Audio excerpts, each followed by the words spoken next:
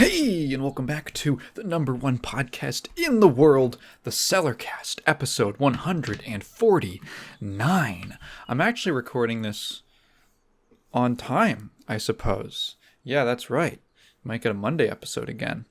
And that's because I am back home after spending a couple days with my beloved Katrina, because guess who is a college graduate? That's right. Not technically. Okay, I'm gonna rant about. I don't think I've ranted about this on the podcast before, but I've ranted to various people in my life because I think it's really stupid. So, Kat has been going to college for pretty sure 4 years now. I haven't actually asked her. Pretty sure it's actually probably closer to 5, like 5 years or something. And I know she's listening to this, so that's gonna be fun. Hi, honey.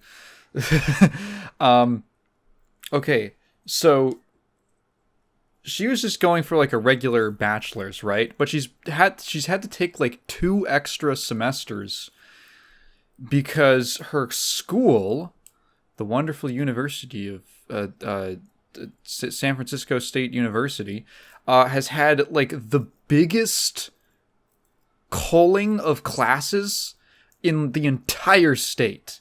They have cut so many classes that things that were required for her major, that she would have taken earlier, just weren't available to her. She had to take them like the next season or something. So she goes in to talk to her advisor, or whatever it's called, the council.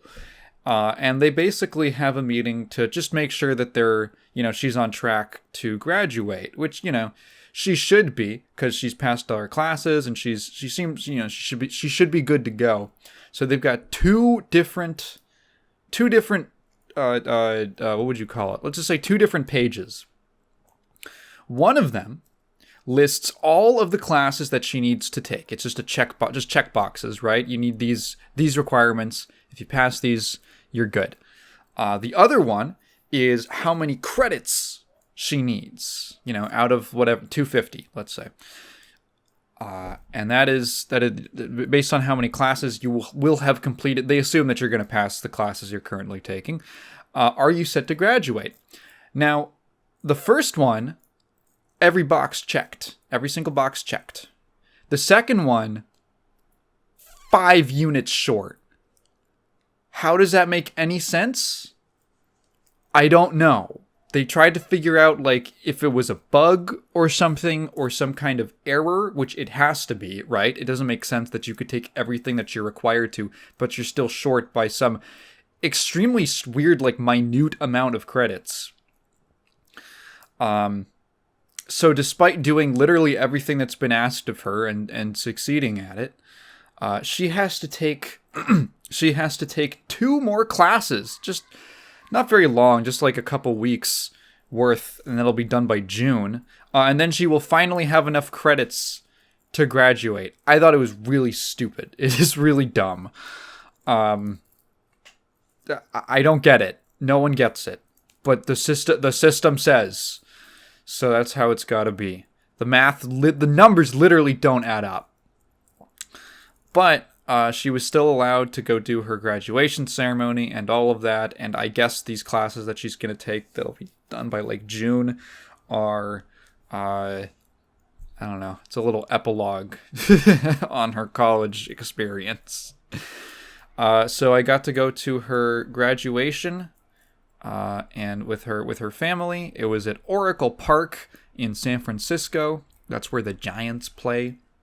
And here's the thing about myself that I realized. I didn't realize, and oftentimes I don't really hear my own accent. I don't think I speak with a very strong accent very often. But on certain words, like, okay, I'll give you an example. And this is what really made me like feel kind of self-conscious about it. I was talking to her uncle. I was sitting next to her uncle. And he asked me if I had ever been to the to the stadium before or something like that. And I said that I hadn't. And he was like, oh, he was kind of surprised that in all my time living here, I had just never gone to to Oracle Park. And I said, yeah, I'm not really much of a sports guy. Like, I heard it and it like kind of shocked me that I was like, I really, on that guy. Yeah, I just nailed that nasally vowel. And I think on certain words, especially if I'm speaking casually, it'll really come out, right? I always assumed, I guess this is dumb because it's like, yeah, you know, when you're from somewhere, you forget that you have an accent because everyone might just sound like that. But I always just assumed I had kind of a neutral, what we in America call like a neutral accent, which is kind of funny. I don't know how many other countries have something that they call a neutral accent. We usually call it, sometimes it's called a California accent, but I guess just it's the one that you'll hear probably if you're international. It's the one that you'll probably hear a lot of actors in like film and television using, which is just kind of a result of the fact that the movie industry is based in California, in Southern California. And so that's where all the biggest movies get made. That's where tons of television gets made. And so it is just kind of, and when you live there, you just kind of, I suppose, get acclimated to that accent, or just sort of creeps into your speech. So people will kind of lose their accent. It might also be a little similar to the transatlantic accent, which, if you don't know, that is, if you've ever listened to old movies, like old black and white movies, like 60s and before, a lot of them will use the so-called transatlantic. That's why the actors, they have that kind of weird way of speaking. What does it sound like? Like, well, I have like a Snapple iced tea on my desk right now. I can read this off. I could, a new look, same great taste, all natural Snapple tea.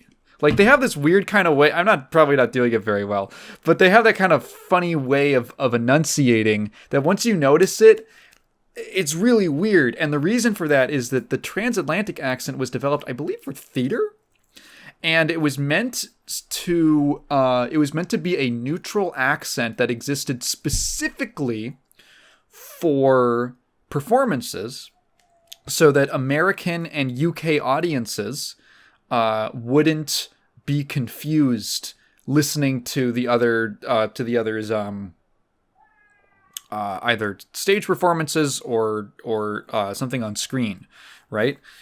Because I imagine that back in the day when we had much less the spread of like video or audio of people's voices was not as common. I imagine that I'm actually curious about this. I wonder if accents were stronger back in the day, before we had such wide exposure to the way that other people speak.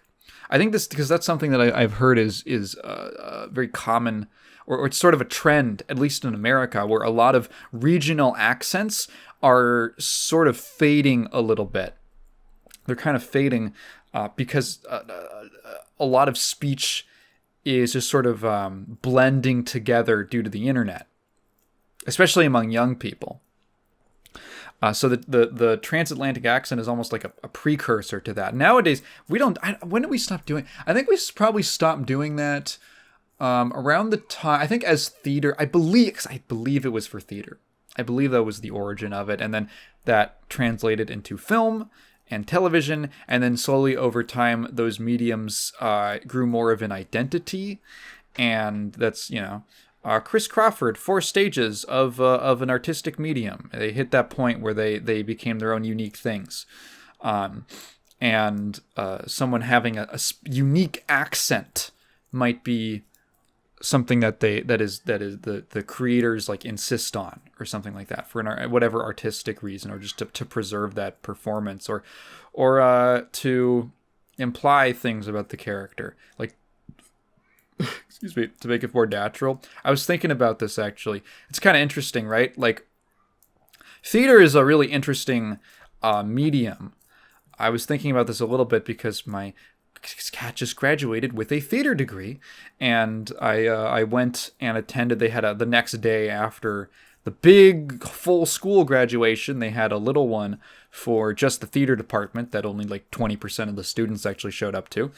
And I was thinking about how theater, what's kind of cool about it is that it is it is the one art form where I would say that the specific pieces of art are the most like living texts that are out there, because they are changing constantly. There's like people recording it, right? But you know, when you film a TV show, it's filmed one time, and then that's it, and that's what it looks like on film. And there's a finished final product to it. Same with film, same with music, for the most part, like albums or recordings or singles or whatever.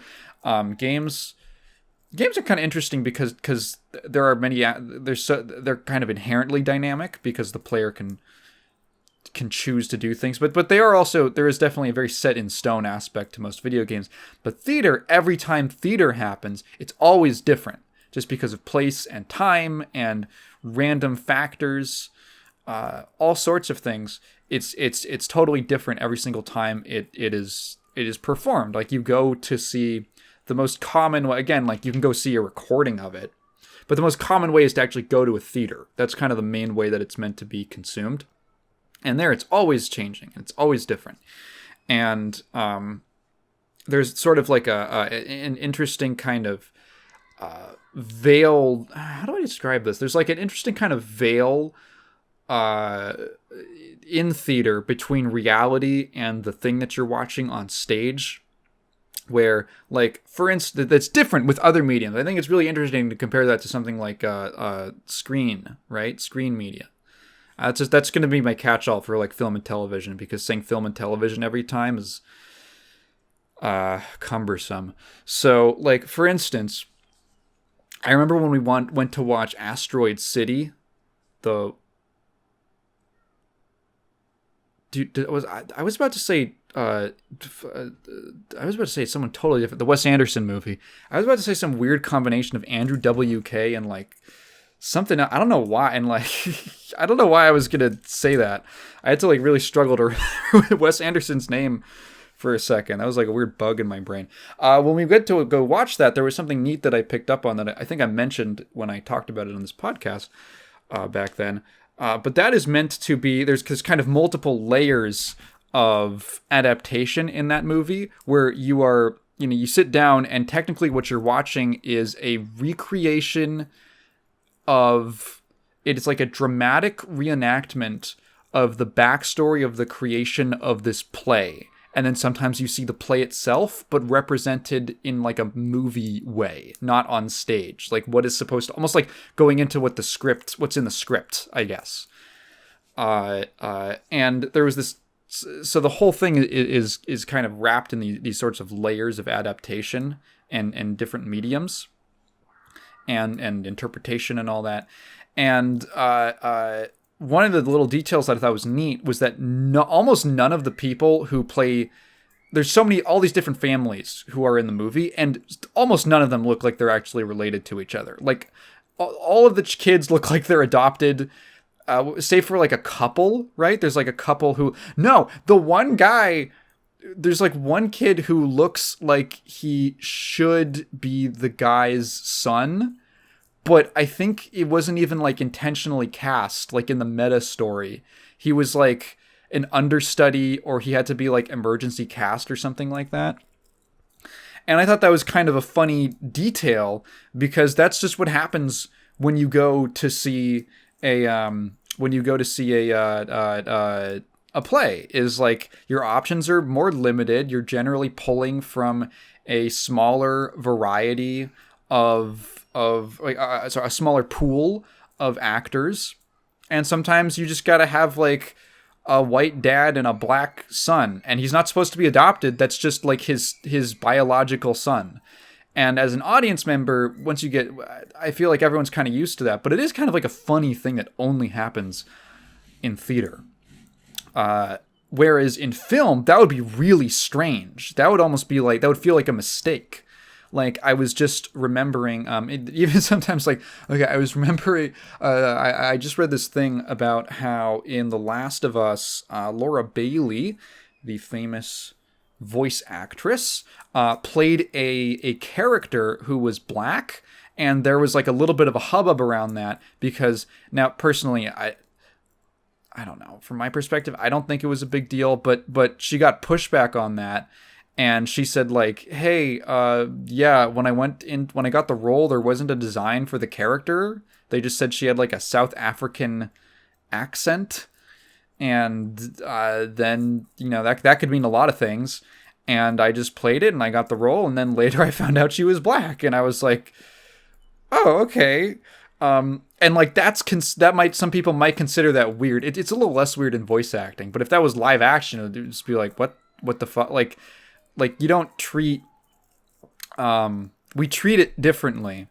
There's like this kind of, like in theater, it's like the thing that's you're watching is like an interpretation of the script, but in a film, you're supposed to be seeing the literal interpretation of the script. And I don't know. I think that's kind of neat. There's lots of things that happen in film. Sorry, in like stage plays or musicals. Like when we went to go see The Music Man recently, I was thinking like, how would you adapt this into a non-musical? How would you adapt this into like a film that was not a musical?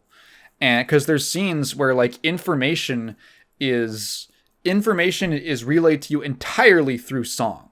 And characters just kind of like learn things or they do things. And it's like, is that supposed to be literally happening? Or is that just a part of the choreography?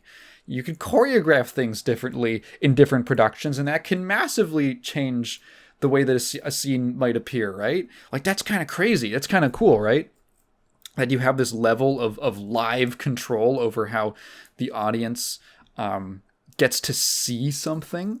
There's like, there's the device in plays of like a monologue where a character just talks to the audience. And in film, that would be a very stylistic choice, right? Like a Malcolm in the Middle type narrating to the audience, or like pulling away to tell them something, or not even like speaking to them directly, but in a monologue, it'll just be like, I'm going to stand here and just talk about my feelings. And if you did that in a TV show, it would be fucking weird. It would be like, who are they talking to? Because you watch it and you assume that this is all stuff that is supposed to be really happening, but it's a lot more abstract on stage. I think I feel like I talk about this pretty frequently. What the fuck is? Okay, never mind. Someone's yelling. What was I talking about?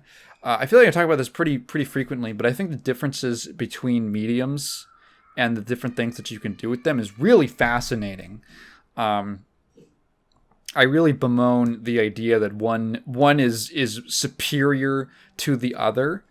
I've always disliked the idea that, we made it. This comes up so often. We made it a live action, and now it's like respectable. And I hate that mindset. I think a lot of people hate that mindset.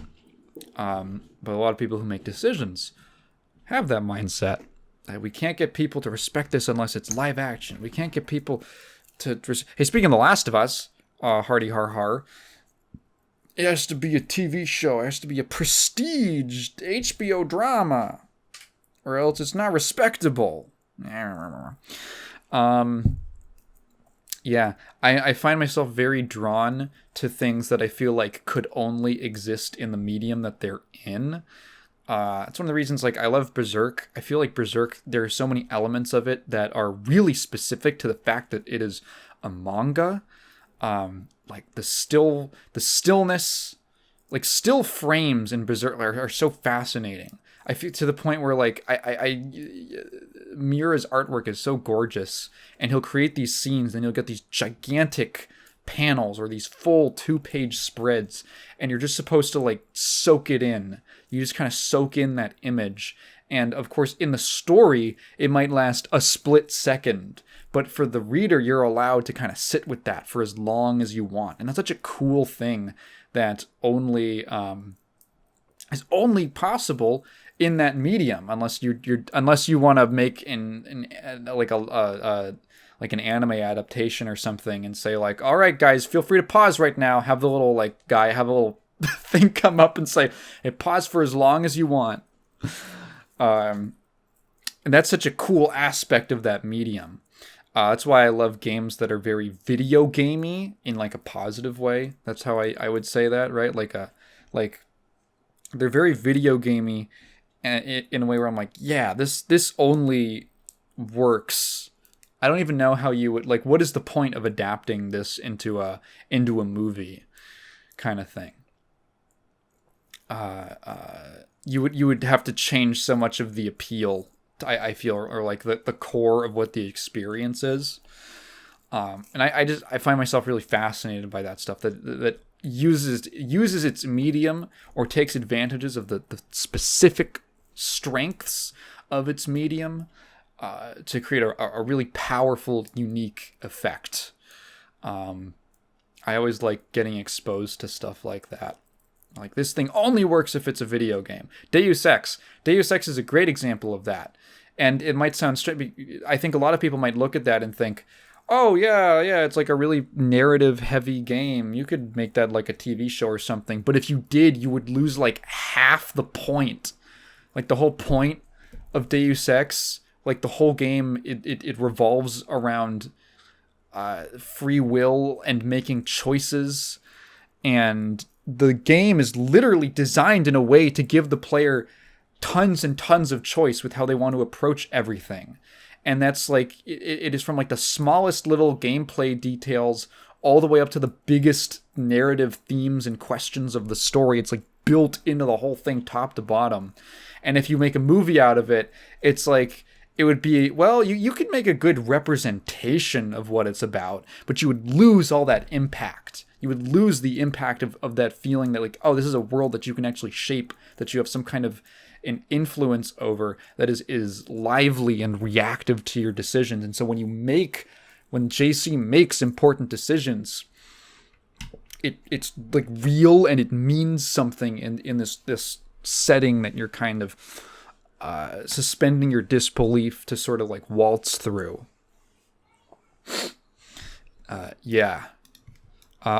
We had no questions from last time, so I'm going to talk about the Valve leak of that game Deadlock.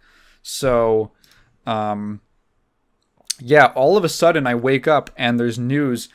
New Valve game leaked. And the first thing I saw of it was a frag movie. Someone made these horrible looking TikTok montages that are so over edited. It's like that fucking analysis of an 8-minute Minecraft video on my side channel. Like just horrendous. Okay, I am using the right microphone. I just have to double check. I get really paranoid that I'm not. I'm using like my webcam mic sometimes. What was I talking about? Right. So this Valve thing came out. These horribly edited montage movies of very boring looking gameplay. And it got a lot of people to ask, what is this? This is apparently some new leaked game from Valve that has like a beta test that players are just recording and just sharing all over the place. And luckily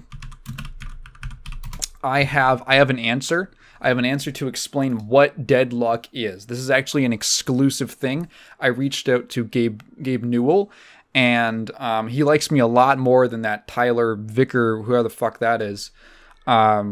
We have a good relationship, and he passed me along exactly like what the vision is for Deadlock. And so you heard it here first, folks. So Deadlock is FPS, hobby-grade co-op campaign, genre-blended, multi-mode competitive esports, meta-growth, choice, plus epic Deadlock heroes. So I'm hoping that cleared up a lot of confusion that you might have had. I mean, it's all there. I think it makes a lot of sense now. And once he really said that thing about the about the about the competitive esports and the choice plus epic, I think I really saw the vision. I think I really see it. You might not be smart enough to see it, but you can trust me that I am. So Deadlock is apparently this like 6v6 lane-based like MOBA thing. A lot of people were saying Overwatch. I think it's actually probably closer to not Battleborn. Paladins. Too many like one-word games. Paladins is, which I think I've talked about before, which is actually more of like an Overwatch, but with more MOBA elements. I think Paladins is kind of fun. It's got some cool ideas in it. Didn't see. Oh my god, I forgot about fucking Gigantic. Do you guys remember Gigantic? Yeah, that thing is getting resurrected, and then I downloaded it because I heard, oh my god, this game died so soon. It didn't deserve it, and we're having a beta test of this new version we're gonna like revive it and release it. And I downloaded the beta test and I played like an AI match, and I was like, that was kind of neat. All right, let me check it out with real people. And then I couldn't get a game for 10 minutes, and then I closed it, and then the test ended the next day. So I never ended up talking about it on the podcast because I had almost zero thoughts about it. So there is some weird. Okay, these leaks are kind of weird because there's like a lot of them, ranging from little snippets of gameplay to these awfully edited frag movies, all the way to like just people demonstrating all of the different characters' abilities, to a guy giving gameplay tips for a game that isn't out yet, where like almost everything I imagine is subject to change. And just narrating over it. And that video, that one that I saw, did explain, I think some parts about the game that I was curious about. So it's like a 6v6 game, third-person shooter. Characters have abilities. They have like a primary weapon and some abilities to go along with it. They have an ultimate that they unlock at some point, and they there are minions, there are towers. There is last hitting, there is denying, there's denials, which I guess makes sense. If you're working at Valve, you might like Dota, so they carried over that mechanic. Do I like denials? I don't know. It's kind of like a taste thing. I never played Dota enough to like really appreciate it. There is a shop. So there is like a resource called Souls. It's called like Souls, and you get them by killing players. You get them by last hitting mobs. There's a jungle. There's basically like jungle camps.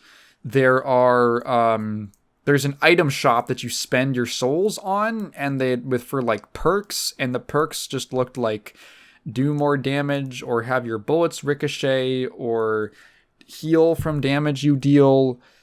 You know, it seemed kind of basic. The whole thing kind of strikes me as like a okay, all right. There's a couple aspects to that feeling. Number one is that this is a genre that has become, I think, a little bit oversaturated. There's the obviously TF2, which I don't know who owns that, but like maybe someone could get working on that instead of like making a different game. There's Overwatch. There was Paladins, and then there's like you get these weird sort of split. There's like a big spectrum, right? There's a spectrum, and Overwatch fits somewhere, probably on like one extreme end, and then there's like Smite on the other end, and then in the middle you got a bunch of other stuff. There was that game, I can't even remember the name of it. It had like a realistic art style, and then it died.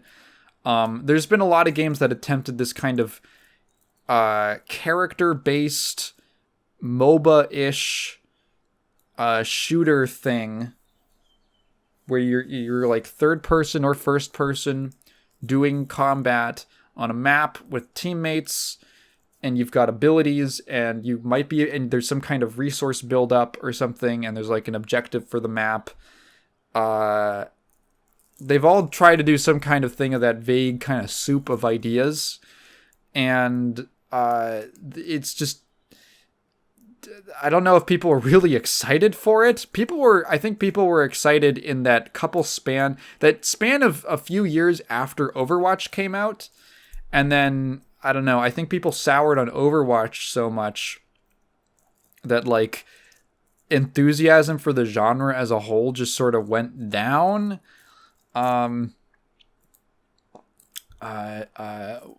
It's just something that's, I think, I say, like, oversaturated. And usually when I think of oversaturated, I think of, like, oh, there's, like, 10 games like this. And I'm like, it's not that many. I just don't know if it's that exciting to people. I don't know if it was ever that exciting to people. It was in, like, let's see. No, it probably was. I think it's just the novelty's worn off. I saw a lot of people saying, like, 10 years too late. I think that's probably true. I can resonate with that. There's just kind of a profound lack of excitement over this whole project, which is kind of surprising when you hear Valve has a game and it's leaked.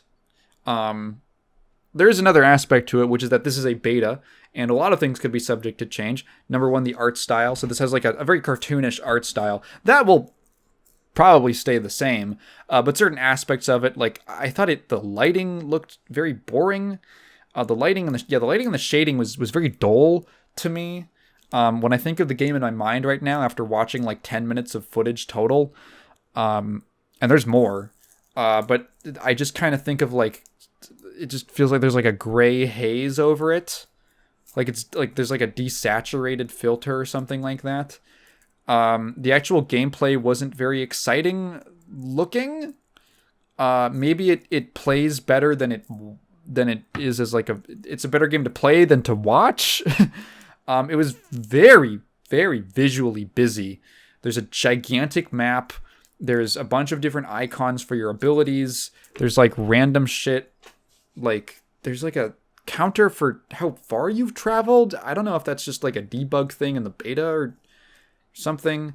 The portraits of like your teammates at the top are gigantic. Excuse me. And just because of the type of game it is, there's just particle effects going on everywhere in every firefight. And now I want you to imagine that, but with 1,000 different pre-made like TikTok preset transitions and absolutely disgusting, weird bloom lighting effects applied to it in post-processing. And the game didn't really look that exciting to me. Nothing about the gameplay really stood out. Visually, it looked kind of bland. I think what didn't help is there was a lot of like... The one point of contention is there's a character in there who has like a lot of stun mechanics. Like that seems to be their whole thing, is they just stun you and then kill you. And that's just like not not fun to watch, I guess. It's not very fun to watch. It's kind of fun to play.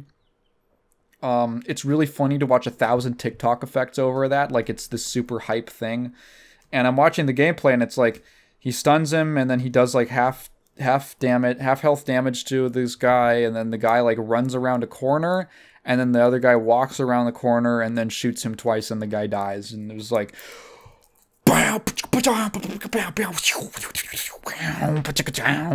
it looked like a parody. Yeah. I think the only reason there's any interest in it right now is because it's a Valve game. If it didn't have the Valve name behind it, I don't think anyone would be talking about it. It's just because it's them. I didn't see anything that felt new. Like, really nothing that felt truly new or unique. It felt like just I can't even think about, unless there is some really specific mechanic. some really specific cool mechanic or the way that the game handles something. I just don't. There's no sell. There's like no selling point at the moment, which I guess makes sense because they're not trying to sell it at the moment. I'm just failing to see like the vision. Like, where did this come from? Is this one of those projects that took like 7 years to make, and now they're like just way too late to the party? Kind of like with Artifact. Is this one of those?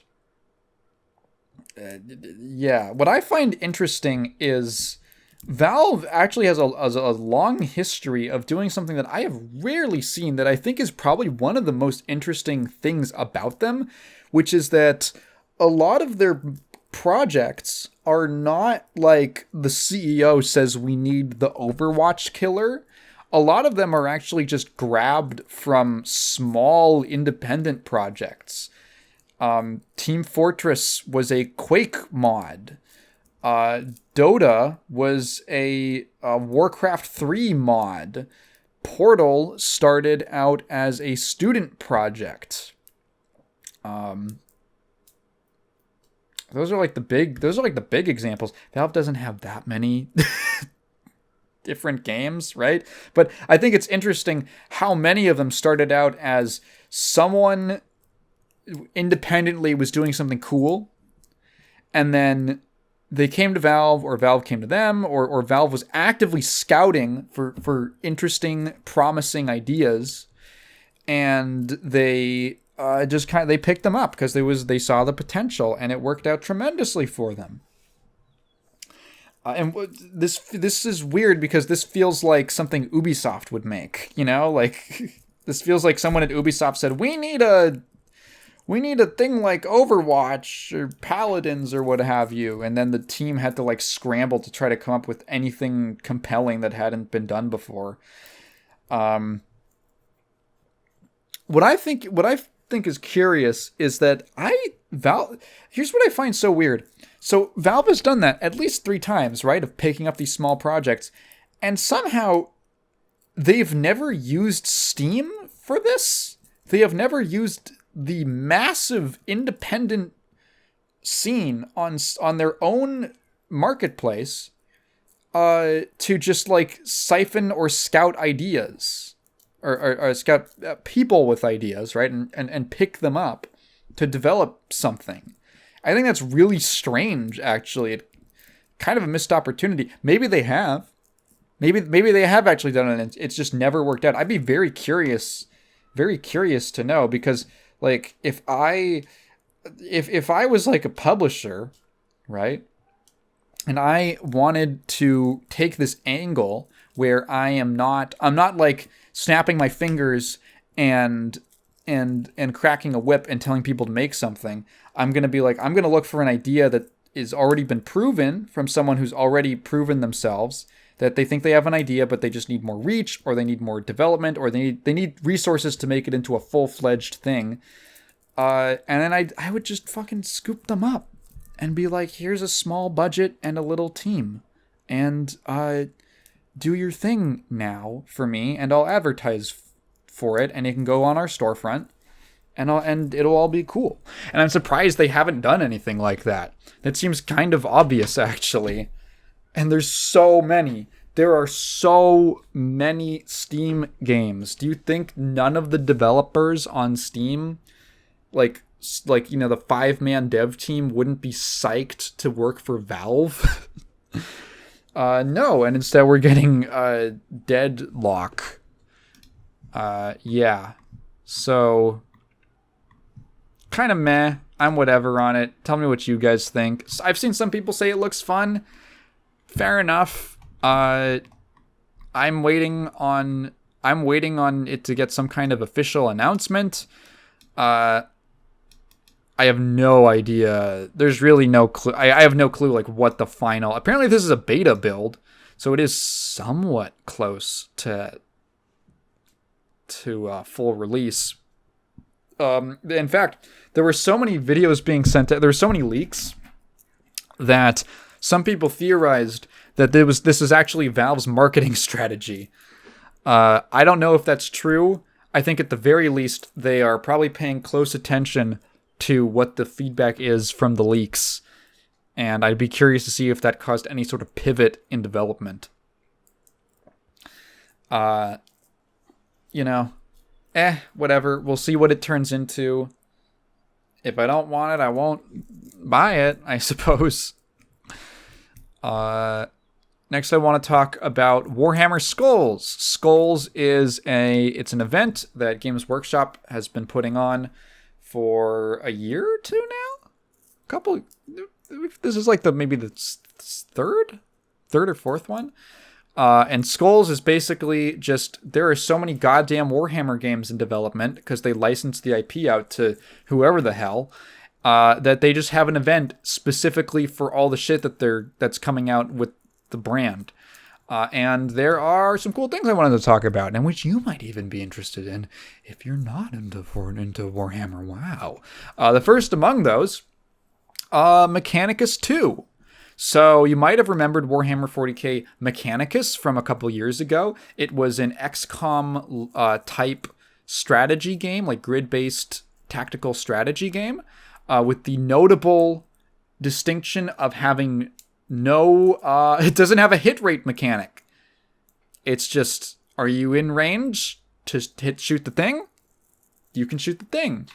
There is no getting 90%, 90% hit chance and then missing it point blank. None of that, which was how a lot of people who are into XCOM would sell that game. But Mechanicus is really cool. It is a really good game. A lot of people were stoked on it. And there is a sequel announced. And the sequel appears to have... So the cool thing is now... So the original game was the Tech Priests, the titular Mechanicus, versus the Necrons, the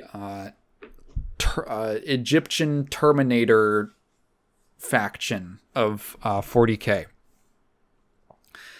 This one...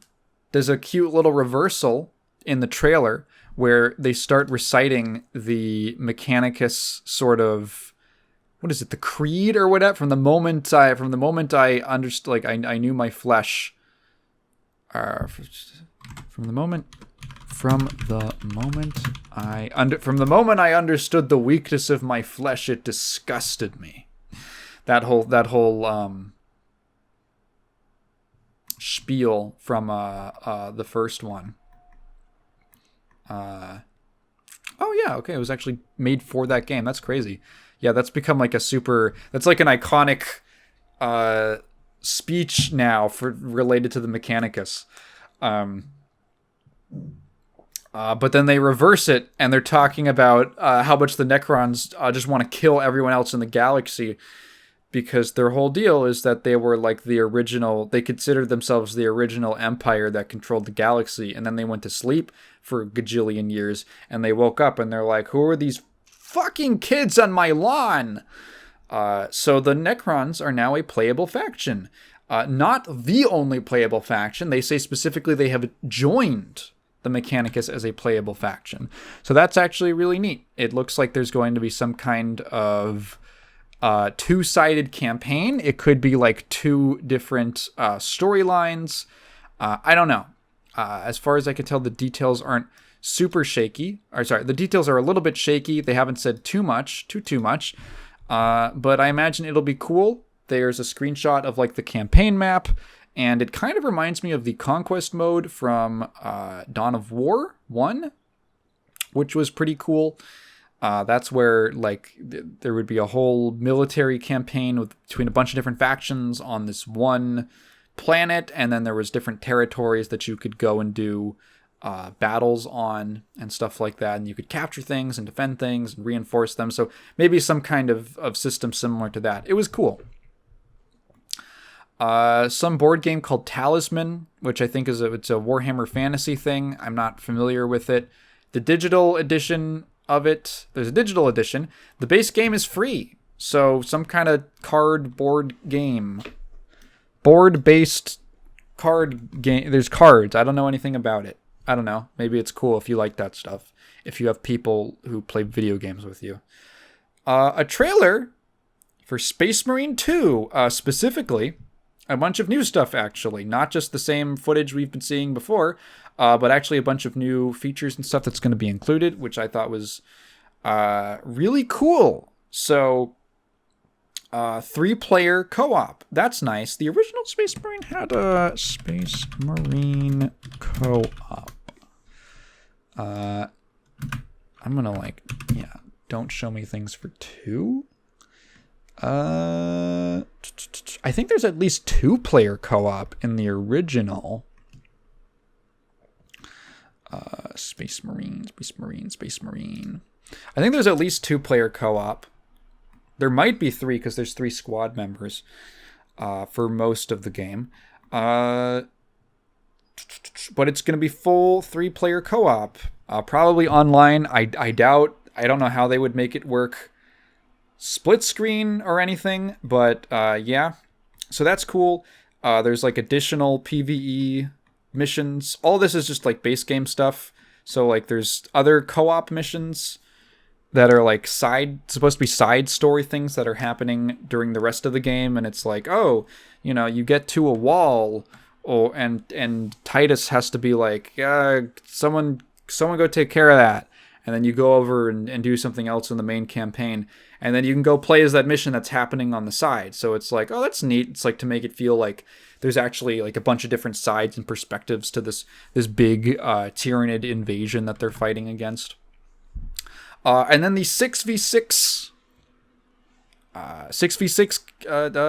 versus multiplayer versus mode, which actually looks pretty sick. So the original game also had a similar kind of multiplayer versus thing, which I don't really know the ins and outs of because no one plays it anymore unless you're in like a Discord call, unless you're in our Discord server. But I've heard a lot of cool things about it. All I've heard is people thought the multiplayer in the original was cool, and this one has more of it. I like the fact that it's 6v6 because it's kind of like a tight, kind of constrained. I don't know. I like the smaller team sizes. I think 12 people for a shooter is that's like a nice like focused small scale type of thing. It makes me super itchy for an actual honest to god 40k like dedicated multiplayer shooter. I would go gaga over that. That wasn't a super half-baked product like Eternal Crusade was. So that looks cool. It's Marines versus Chaos Space Marines, which I'm going to be honest, part of me is wondering, okay, so they're going to do the thing where the Tyranids get shafted again, and it's like, oh, the Tyranids show up. Oh, we got to fight the Tyranids. Oh, but wait, it was actually Chaos all along. Which every single Warhammer thing does. Because a lot of writers really struggle to make an entire book or story based around essentially a bunch of mindless animals attacking. The same thing happened to the orcs. The orcs are also, they're not mindless, but I don't know, a lot of the orcs are kind of one of those, they're relegated to like the first half, the villains for the first half kind of role in a lot of Space Marine centered stories. And then it's, chaos shows up. Oh my god, that's the only way we know how to make things serious is chaos shows up and the demon portal or something. So part of me is like, I wonder which came first. Did they say, oh, we're going to make some Chaos Marines. Let's have a PvP mode that's Space Marines versus Chaos Marines? Or were they like, we want to have a PvP mode that's Chaos Marines versus Space Marines? So let's add them into the story. I have no idea. But it does look cool. There's like there's like 3 Chaos Marines that you see. There's like a Black Legion, a Plague Marine, and like a World Eater, I think. A bunch of customization stuff, different classes of characters, kind of like I don't know, like that basic kind of, what is it COD or is it Battlefield that does the class-based stuff? I think it's COD. I think it's Battlefield. Whatever. And a bunch of different customization stuff. Those were the big things. An expansion for Bolt Gun. So I talked about Bolt Gun a while ago when it came out, and my consensus for it was Bolt Gun is a really cool game that kind of runs out of ideas halfway through and becomes very sloggy afterwards. The back half of that game, I didn't even finish it because I just got really fatigued by it. The back half of the game is the levels are just way too long.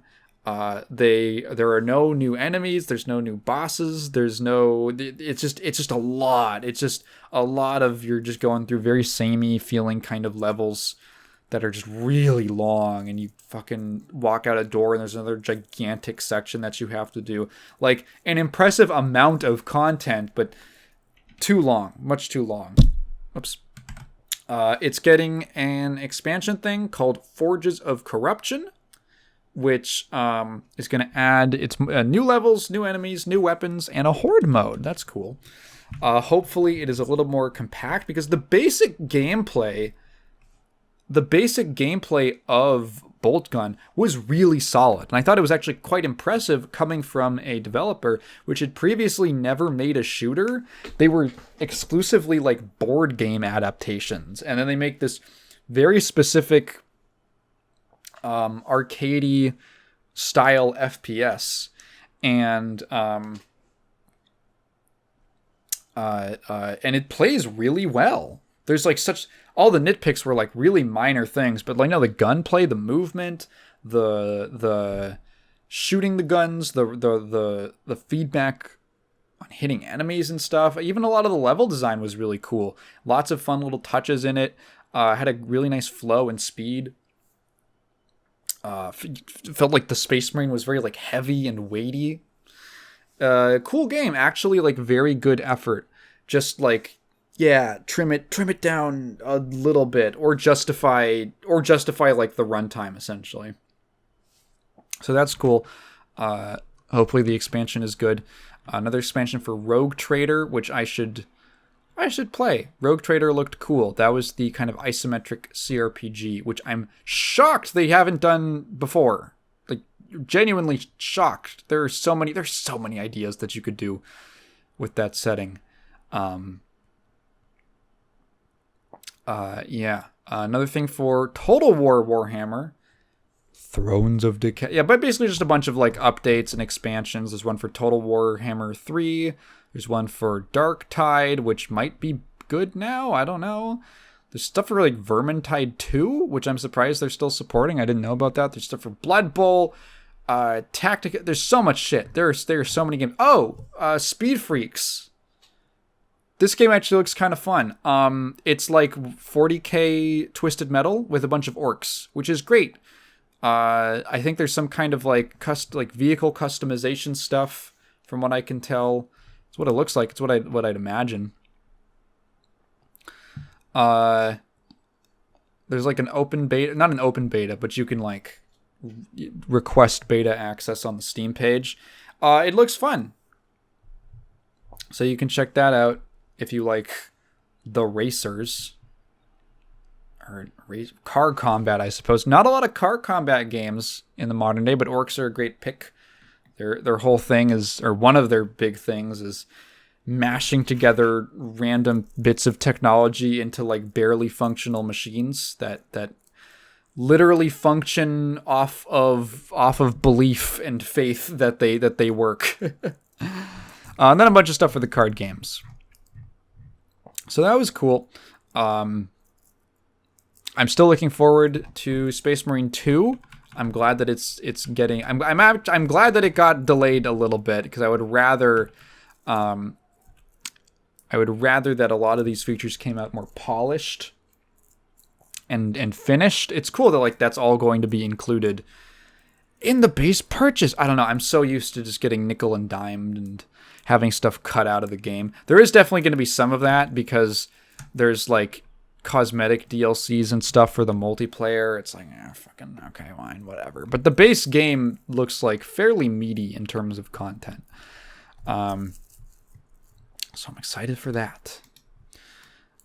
You know what else I'm excited for that I'm salivating over and I cannot get enough of? The starter guide for Slayer was released a couple days ago for Strive. Guilty Gear Strive. The new character, Slayer. My favorite fighting game character of all time. He's coming back. And I was curious. The longer that time went on, I was curious and I was a little bit anxious about what were they going to change? What were they going to take away? What was going to be different about him? I watched the trailer and you know, I had sort of theories and I was kind of going through and minutely picking out like, oh, okay, this looks like maybe this, or how are they doing this? And the starter guide came out, and I've played this character across multiple different games for years. I put a lot of time into him. He's my favorite fighting game character of all time, right? This is like a dream version of this character. I am honestly shocked at all of the stuff that they gave him that he hasn't had in a while, and the stuff that they brought back from Exerd. Like when the starter guide opens up and they go over Mappa Hunch, I kind of thought that like, oh, they're gonna turn Mappa into like one move or something. It's gonna be one version. Nope, you got two versions. One of them knocks down, causes like a soft knockdown. Okay, interesting. And then they get to Dandy Step. And Dandy Step, like, that's the core of the character, right? And I was like, okay, this is probably where they're going to, like, simplify him down and streamline him and strivify him. I was even worried that, like, I was thinking that they would just collate, because we knew he had the forward Dandy Step, but that they would just collate the traditional, like, back forward one, the back sway, into Pile Bunker as just be one move. That's okay. That's just his dedicated big ass whiff punish button like move now. And then they show off. No, he has two Dandy Steps. One of them is the traditional one that goes back and forward. The other one goes straight forward. And if you're close enough, it crosses up. It crosses through the opponent. And I was like, huh? He hasn't had that since Plus R. He hasn't had a cross-up Dandy Step since Plus. I was resigned to the fact that we were just never going to get that again. But no, he has it. And I was like, okay. Maybe they're going to take certain follow-ups, the Dandy Step follow-ups, and there's going to be ones that are exclusive to the forward one, and ones that are exclusive to the backwards one. No, he does fucking forward advancing Pile Bunker. And I was like, what? I had to like rub my eye. I was like, what? You're just going to let me do that out of like basically a forward dash? That's crazy. And they keep going. They keep going with shit, and like they get into his follow-ups, and it's like Pile Bunker, same thing as it's the classic Pile Bunker. Big ass punch. He has a new, instead of crosswise heal, he has a new move called Bump Ahead, which is the K follow-up. And it's like, if someone told me, hey, we're going to take crosswise heal, it's going to be one hit, it's a low, and it's safe on block, and you can get combos off of it on counter hit, I would be like, that's crazy. That's, what? You're turning into a safe on block low that can like knock them airborne that for like a juggle. That's ridiculous. And then they're like, no. That's just like one of the ones. Yeah. Also he has raw It's Late again, which I knew from the trailer. He has that again. He hasn't had that since Plus R. In Exerd, it was only an additional follow-up after Under Pressure. Under Pressure's gone, and I guess it's just sort of been combined into the low. That was crazy. He has just a straight up overhead low mix now out of Dandy Step, which he's never had before. And he can get a combo off of either of them. Oh, and did I mention It's Late now ground bounces on counter hit? Yes! Raw IL ground bouncing on counter hit? Holy shit. That's he hasn't had that before. In plus R, it had to be the additional under pressure it's late version. That was the only one that would ground bounce on counter hit. In Exert, he didn't even have the raw version, but it still got the ground bounce. Here, he's got it raw and it ground bounces, which is like his biggest combo start. It's like one of his biggest combo starters is counter hit IL. And then finally, what seems like just a better version of Helter Skelter from Exerd. Helter Skelter was that weird one he had where out of the dandy stuff he would like leap into the air and then like slam his shoes down. Very funny looking move. And it would like leave him airborne afterwards. Kind of weird, a little bit niche. You could use it for cross-up setups. It was like the one good usage of YRC that he has in that game is to do that and like YRC before the hitbox comes out so that you get like a kind of ambiguous mix on them. Because it makes a big smoke cloud. So it's just like really visually noisy. Well, now he has this new, essentially reworked version of it called Master's Hammer, which still like will cross over them at close enough ranges. He like slams down into the ground. I think it's probably a mid, maybe. I would be surprised if it was low. Guard breaks, literally like guard breaks on block, which is like really good.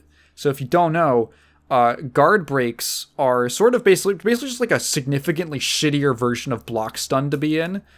And it's essentially, so the way that Strive's system, kind of nitty-gritty system works is if you're in block stun and then you leave it, once you leave it, you have 5 extra frames of throw invincibility, which means that you can't, like tick throw setups aren't really as strong.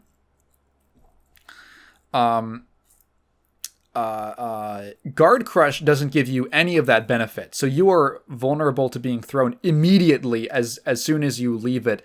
And that is basically, so most of like Potemkin, a lot of big body characters have guard crushes built into their kind of game plan, Gold Lewis, because it allows them to set up for a legitimate strike throw mix. Because it becomes much more of a, they force you into like way more of a 50-50. Of either like, okay, you're going to keep blocking this or I'm going to go in for a grab.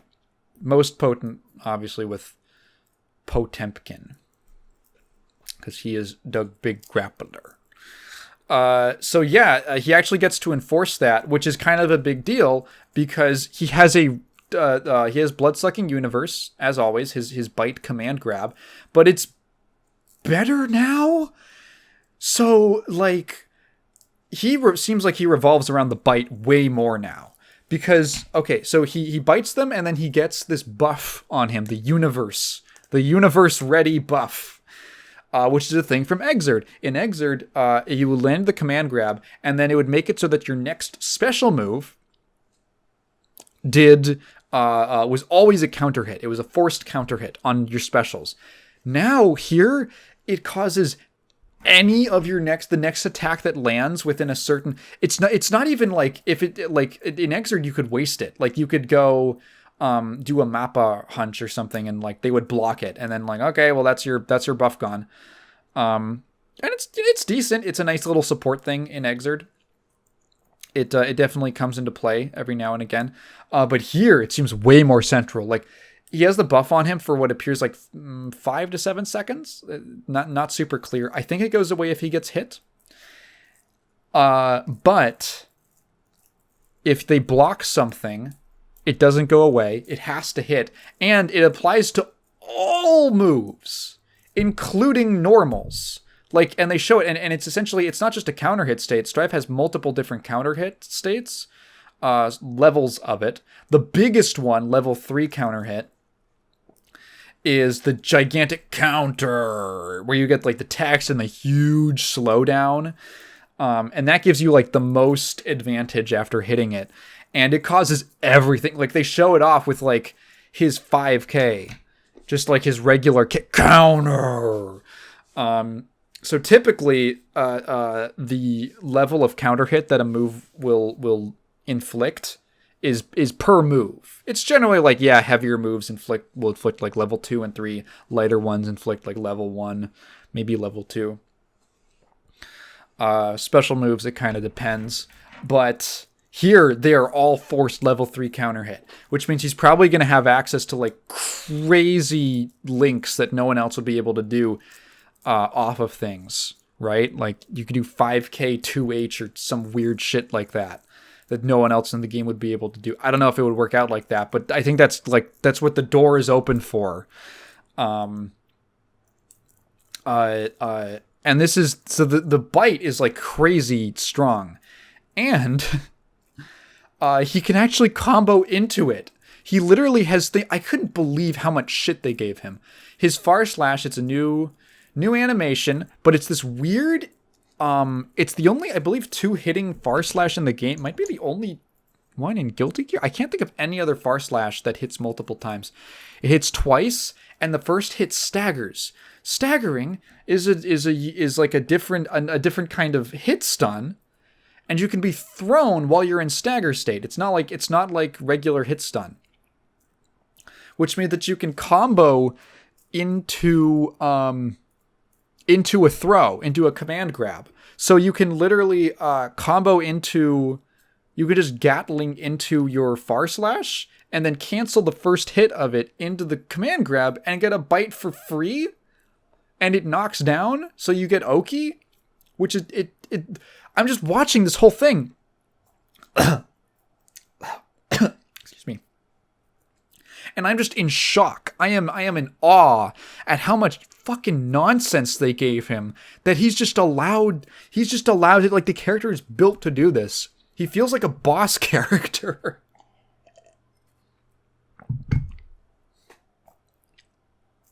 Like, I wouldn't do shit like that. I'd be like, that's a little strong. I don't know. That seems a little kind of like busted compared to the rest of the game. Shit, what else did you... Very simple character again. Like, oh, fuck. Hand of Doom, which is the replacement for his backdash cancel. So it doesn't seem like he has backdash cancels, traditional ones, which is a bit of a bummer. Very unique, classic piece of Slayer tech. But they've replaced it with this new sort of... They call it a special move. It's some weird thing. I can't think of anything else in any game like it, at least not a 2D fighter. It's called Hand of Doom. And you can only use it while he's backdashing. Specifically backdashing. Not forward dashing. Just backdashing.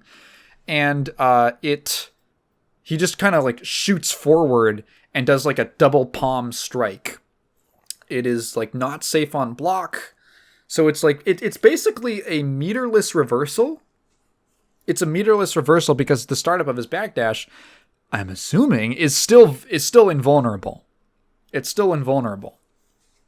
So basically he has a meterless reversal, which is something they've never given him. Also, it isn't just a meterless reversal. It is a reversal that can also be feinted, essentially, because you could just do the backdash without doing Hand of Doom. HOD, I guess is what we're going to call it. You don't have to do it.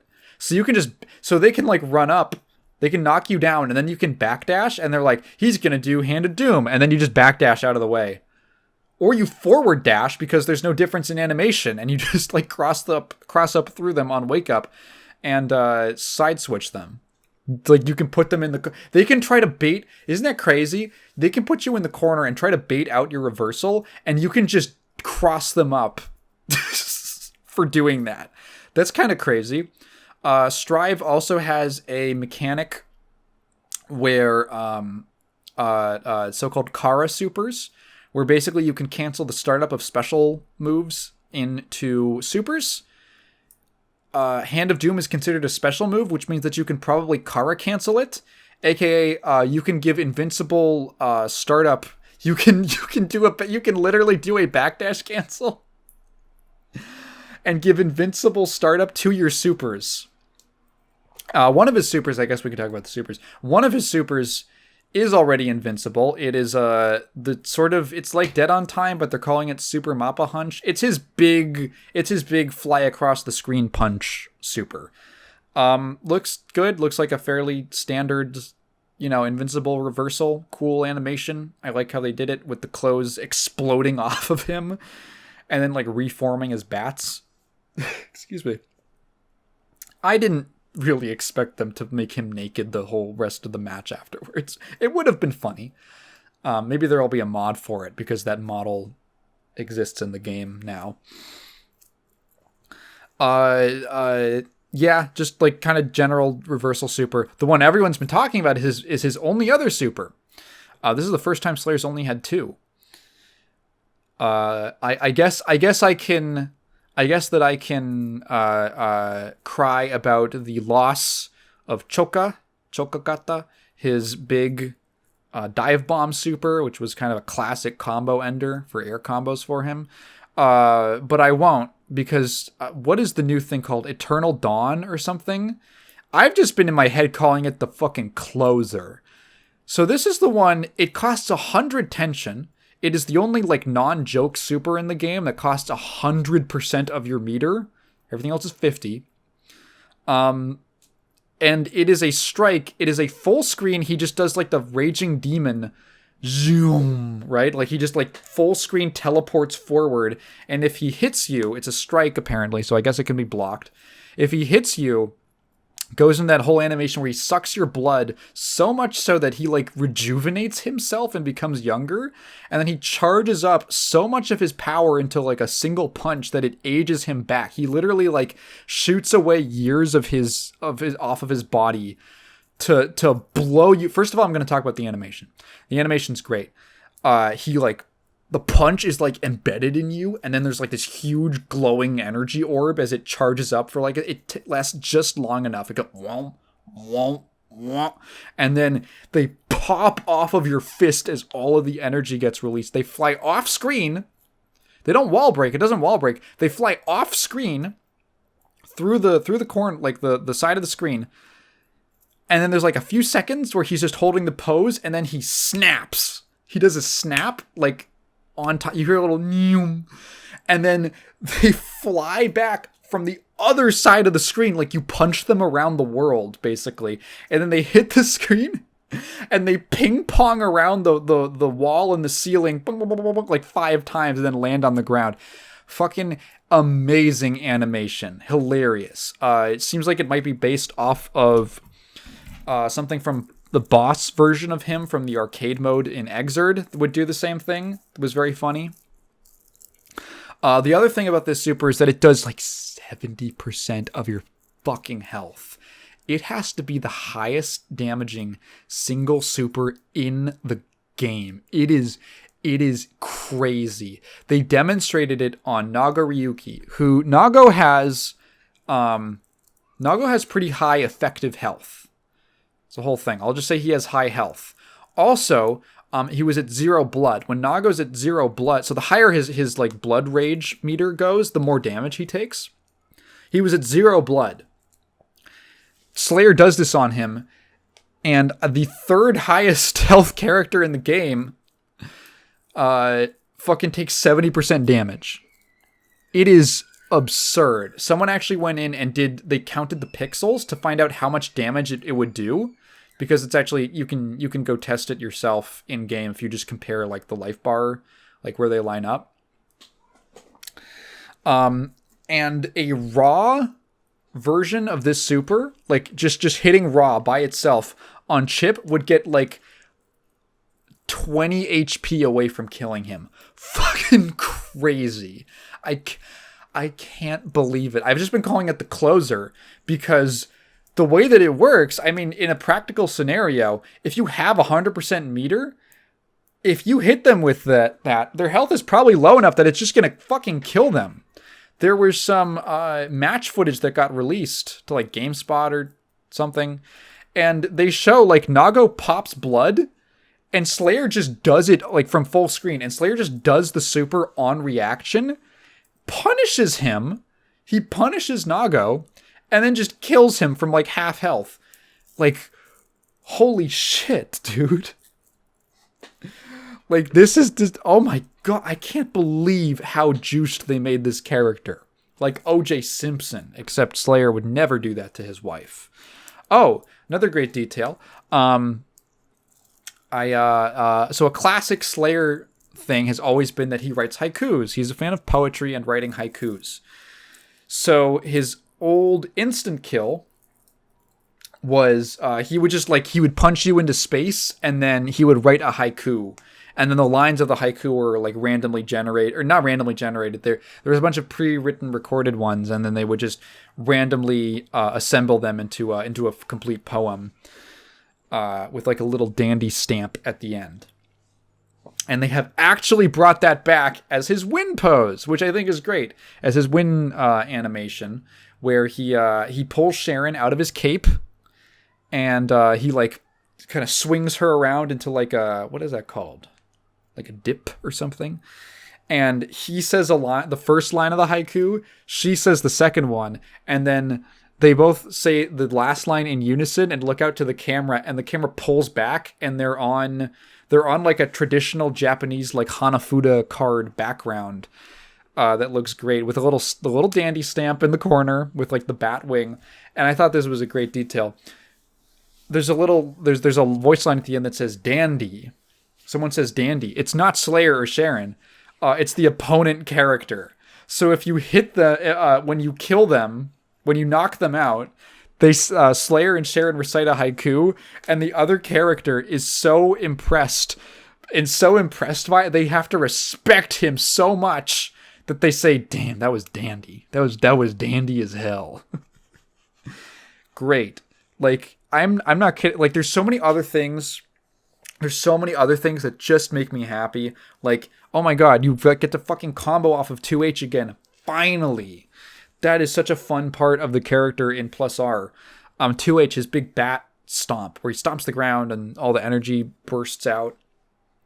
That causes a stagger state on hit in Plus R, which means that you can kind of just like do anything with it. It's a really fun move to use. It's a big like space control, like respect me kind of move.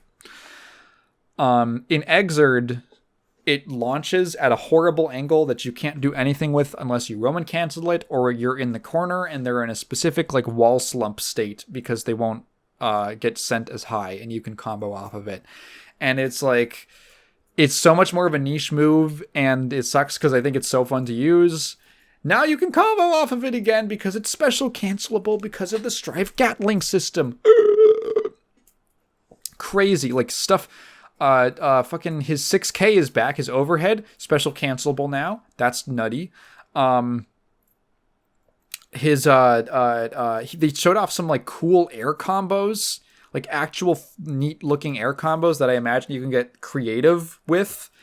Which is one of the biggest things I miss going from Plus R to Exerd, is that in Exerd, he basically has one air combo, and it sort of just once you get down the basic execution for it, it just sort of autopilots itself, which is a far cry from his Plus R air combo routes, which are really dynamic and fun to do, where you have to like constantly make little micro adjustments to your timing and when you jump, like when you like double jump and stuff, where you can get like awesome looking relaunches where you can like land,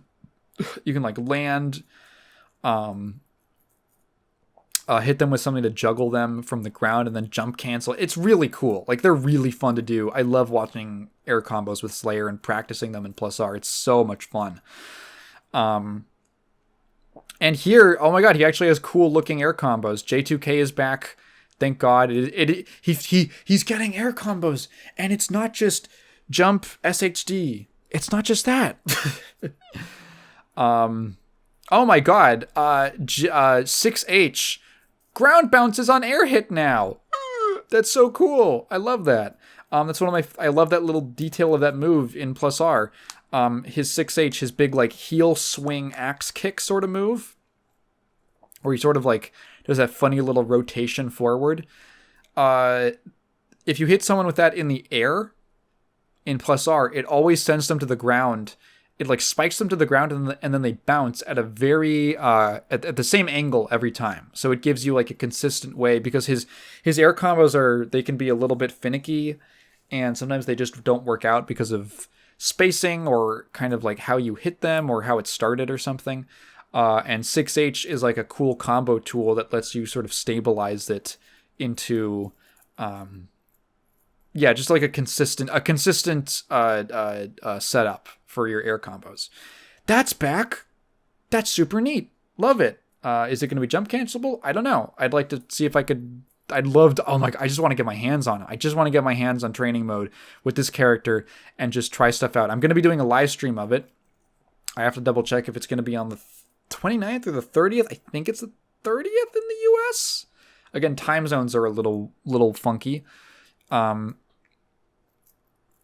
So I'm gonna double check that, and I'm gonna do a stream of it. I'm probably gonna spend a lot of time in training mode, but I think it'll be. I am so excited for this character. Genuinely, like this he looks so much. He looks like so much fun. He looks like a lot of stuff. Oh my god! They even kept, at least in some form. I'm not sure. I'd have to go and check it out. In some form, they kept his slash loops.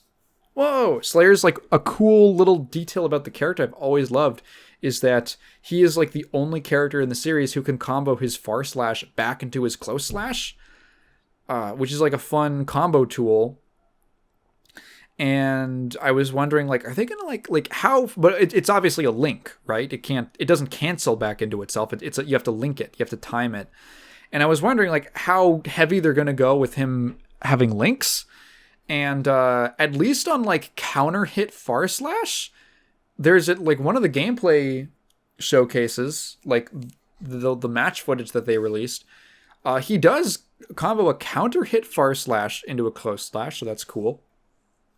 I'm getting so super nerdy on this. I hope this isn't like incredibly boring if you haven't played this game. I'm just gushing. I'm just gushing about how fucking awesome and excited I am for this character.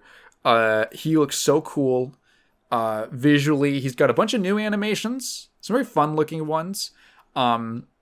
Apparently a new 6P. It looks like the new 6P. No more shoulder check. It's this weird elbow thing.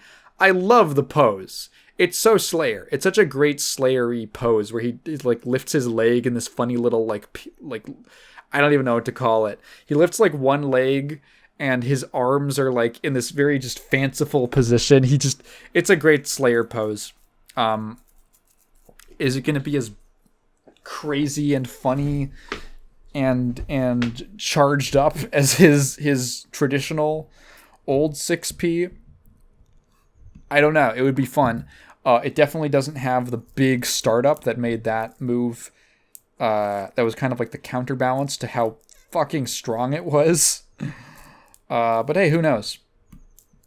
And to be honest, there are things that are strong. There are strong tools that Slayer has in previous incarnations of the character that they might have taken away because it would have been overkill for how crazy the rest of his kit seems. Like, oh my god, fucking 2D is special cancelable? That is so crazy to me. That's going to be so weird. They're doing like straight up like 2K 2D Mappa. Like what a crazy... I'm just super psyched. 4 days away. Yeah. My favorite character. I think it looks like they did him this is like a dream version of this character. If he's good, if he's bad, I doubt he'll be bad. I just think he has too many tools built into his kit already that unless he gets massively nerfed to change some of the aspects of like his guard crush stuff or how easy it is for him to combo into his command grab or like his damage or something, he just seems like he's built to be crazy and strong. So I am looking forward to it so much. God damn. Whew. Now to cool off from that, I'm going to talk about a movie that Kat and I watched. I thought it was a little bit of a strange choice to make a documentary, like a biopic about the lady from X-Play, but I'm looking forward to the Adam Sessler one. I think that one's going to be... I thought they would have started with that one. He's kind of like the gaming Oppenheimer. But yeah, so we watched the new Morgan Webb movie. Apparently it's actually Madam Web, and it's about Dakota Johnson doing JOI ASMR into your ear. So we watched. So Madam Web, I guess at this point, infamous Sony Pictures Spider-Man villain universe movie came out. The follow-up to Morbius. And it came out a while ago, but it finally dropped on digital. It was on Netflix, and we were like, we have to watch it now. So we didn't watch Morbius. I don't think anyone watched Morbius. Everyone just pretended to. I have watched Madam Web now, and I have a couple words that I can use to describe the movie. The first one would be shocking. The second one would be awesome. And the third one, and really most important one, would be disconnected. Maybe uncoordinated would be another one. Choppy. Strange. Bizarre. Madam Web is bad in such an interesting way. It's been so long, maybe since like the live action Avatar movie, the M. Night Shyamalan one, that I have watched a film where I felt like absolutely nothing about it worked, and there was a problem with just about every single scene. I watched this movie in like a perpetual state of shock, with my mouth just hanging open and just asking, I think the most consistent question I asked the whole time was, why did she say it like that? Why did they do it like that? I guess to precurse this, is that a verb? Precurse? To precurse something? Might be. I'm using it now. So Madam Web is based off of a character from the Spider-Man comics that nobody really likes, and most people haven't even heard of. I don't know why they haven't done like a Green Goblin movie, or like a Sandman? A Rhino movie? There are so many other Spider-Man character, like a Black Cat. I don't know, dude. Like, why Morbius and Madam Web and Kraven the Hunter? That I don't get it. That Kraven movie's never coming out. I can't wait for it though, if it's anything like this. So Madam Web in the comics is like this old lady who can see into the future and shit, and she's like, actually, Spider-Man, you are not a freak accident and that had to learn to deal with consequences and responsibility that was thrust upon you. You were actually the prophesied embodiment of the spider totem, the ancient mist. It's like some bullshit that some writer was like, oh, if we explain it and add like a gigantic stupid fucking mythos to our thing, it makes it better.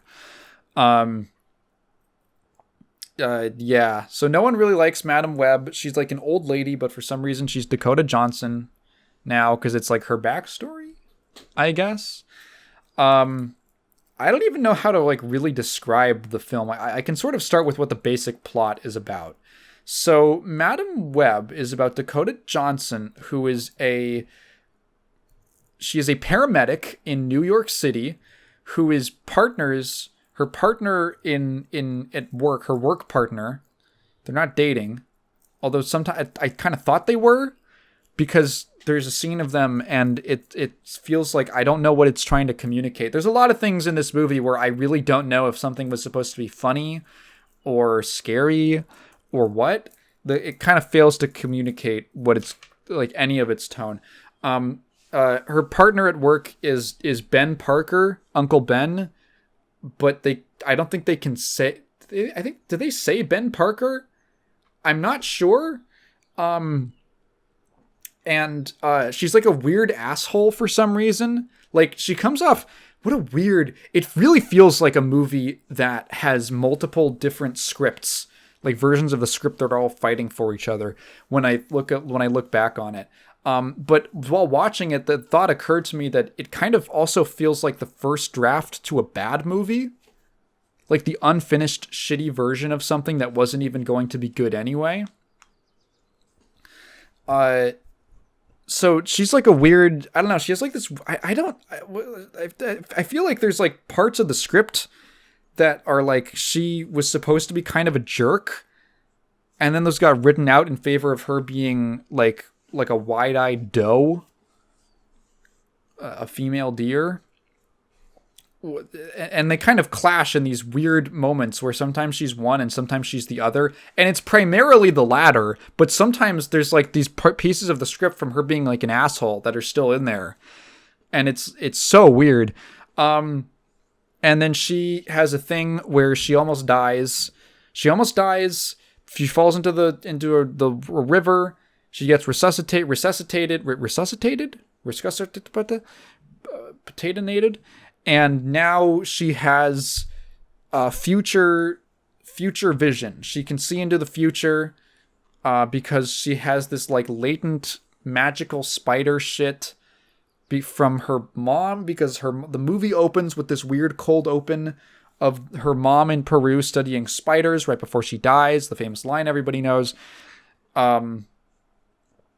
And where her mom was trying to find some spider, and the dialogue is like immediately atrocious because she says like, these spiders are able to supercharge, the venom supercharges a host's cellular structure, whatever the fuck that means. And then the guy, her bodyguard, kills her, or he shoots her to steal the spider, and he's like, oh god, dude, it's so hard to even like describe it because I keep wanting to go off into tangents about all the fucking weird things that are wrong with every scene. Like, all of his dialogue is ADR'd. It's so weird. It's all dubbed. It's like all dubbed in post. It's so strange. So he shoots her, and she gets taken in by these spider warriors. There's spider people, and they take her to like a weird pool, and they have a spider bite her, and then she has like a birth in the pool. She didn't look pregnant. She didn't look very pregnant, but I guess she's just ready to go. She's just ready to like hit the road on that shit. And somehow the baby is Dakota Johnson, and she somehow gets to America. I have no idea. She isn't raised by the tribe or anything. They're just like, hey, let's just take her to the airport and ship her off somewhere. It just weird. I don't understand. So Dakota Johnson has these latent future spider powers, which is just like a super, I guess it's supposed to be like a super jacked up version of the spider sense, where like Peter Parker can like vaguely see into the future, but she's like, oh, that's like her main thing, but she doesn't have any of the other like physical, like she can't crawl on walls. Oh, there's this like embarrassing scene. It feels like a prank on Dakota Johnson, where she's researching the spider, and she's like, what if a human could crawl up a wall? And then she like tries to climb up the wall and like falls over, and it's so awkward. It's so weird. It just happens. There's like no music. Oh fuck, the arm of my chair is falling apart. Maybe I could have seen that with my Madam Web vision. So she is getting these premonitions. She's getting these premonitions, like the basic outline of the plot. She's getting these premonitions, and she doesn't know what's going on. She's slowly starting. There's like 4 scenes dedicated to the exact same information, that she has these future visions. And she sees that this guy, what is his name? The villain's name is Ezekiel Sims, who's played by this actor who I think is otherwise, I think he's been in some decent stuff. It's a different topic. He never wears shoes. Why doesn't he wear shoes in the movie? Like, they never explain it. The character in the comics is always barefoot, but he just shows up and he's just not wearing shoes, but you can only tell in like 2 shots where he's meant to be in like normal clothes, but he's barefoot, and it's never lingered upon. And I'm like, would it be weirder if they had like a close-up shot to show that he's barefoot? Or it's weird. It's also weird for them to just be like a thing. It's just a thing that we're like, is he barefoot? You can barely see at the bottom of the screen as he's walking somewhere. It's so fucking weird. That he's gonna like kill these girls. He's gonna kill these teenage girls because in the future they get superpowers and they're going to kill him for some reason. And he has visions of this because he's the guy who stole the spider from the mom and has the future visions. And so he can see the future, but he's also got superpowers, like spider powers. And there's this, oh my god, and he's gonna kill them. And Madam Web is like, I gotta save these kids by kidnapping them. And then she kidnaps them, these children. And then there's then the rest of the movie is him hunting after them while she's trying to protect them. And then he gets killed by the Pepsi logo. I'm not kidding. He gets killed by Pepsi. Okay. So here's all the fucking weird shit. Okay. When I say disconnected, I can get into what I mean. I think that's the core problem with just about everything in the film. So, number one, the plot beats. The plot beats all feel extremely separate from each other. So we paused the movie at one point because Kat got up for something, or for some reason we had to we paused the movie, and I was like, how are we 50 minutes into the movie? I feel like nothing has happened. And I realized I was going over it in my head, and I realized that the first half of this film, the first act of the film is like an hour long. And it feels like the first act of before the actual plot gets going, which I would consider to be the four characters together. You could say that either the inciting incident is her falling off the bridge, but that is that feels like kind of minor. I don't know. It's so dragged out. The real inciting incident where the actual conflict gets introduced into the plot happens an hour into the 2-hour movie, where she starts protecting these girls. The first hour is a completely unnecessary cold open because we see a recreation of that scene anyway later when she has a weird vision when she goes to fucking Peru for 15 minutes. That's a different thing. Completely unnecessary cold open to explain the backstory about this shit because I don't know. Establishing her as a paramedic. She has the thing where she falls off the bridge. Okay, cool. The plot's happening. And then the next 30 minutes at least are spent on establishing the future visions that she's getting. I'm not kidding you. There are 3 or 4 scenes back to back to back that are where the entire all the information you get from them is she can see the future but she can't control it, so she doesn't know what's happening. And the first time it happens, the one thing I will give this movie is that the trick is actually a little bit neat. It got me the first time or two, and I thought it was kind of cool. Where essentially it's like a deja vu thing, where she doesn't realize that she's seeing the future, but she'll be in a situation, and then suddenly, she'll be talking to someone, and then suddenly she there's and it flips back. There's some kind of weird editing thing. And then we're 30 seconds ago in movie time. And the character is saying the same thing again. And she's confused. Wait, you already told me that. Or what are you talking? And she's confused. And it kind of got me the first few times. And then you realize very quickly what's going on. And you're okay, time to move on. And then they have the same scene 4 times. So there's one of her, right after she has her near-death experience where she recalls something when she's talking to her. She gets the deja vu effect when she's talking to her, to Ben Parker. Then she goes to a baby shower for Ben's sister, Mary Parker, where they play this weird game of copyright chicken, where you start to figure out through process of elimination what they are and aren't allowed to say about Spider-Man. So they're allowed to use certain characters, but it's very clear that they can't say Spider-Man.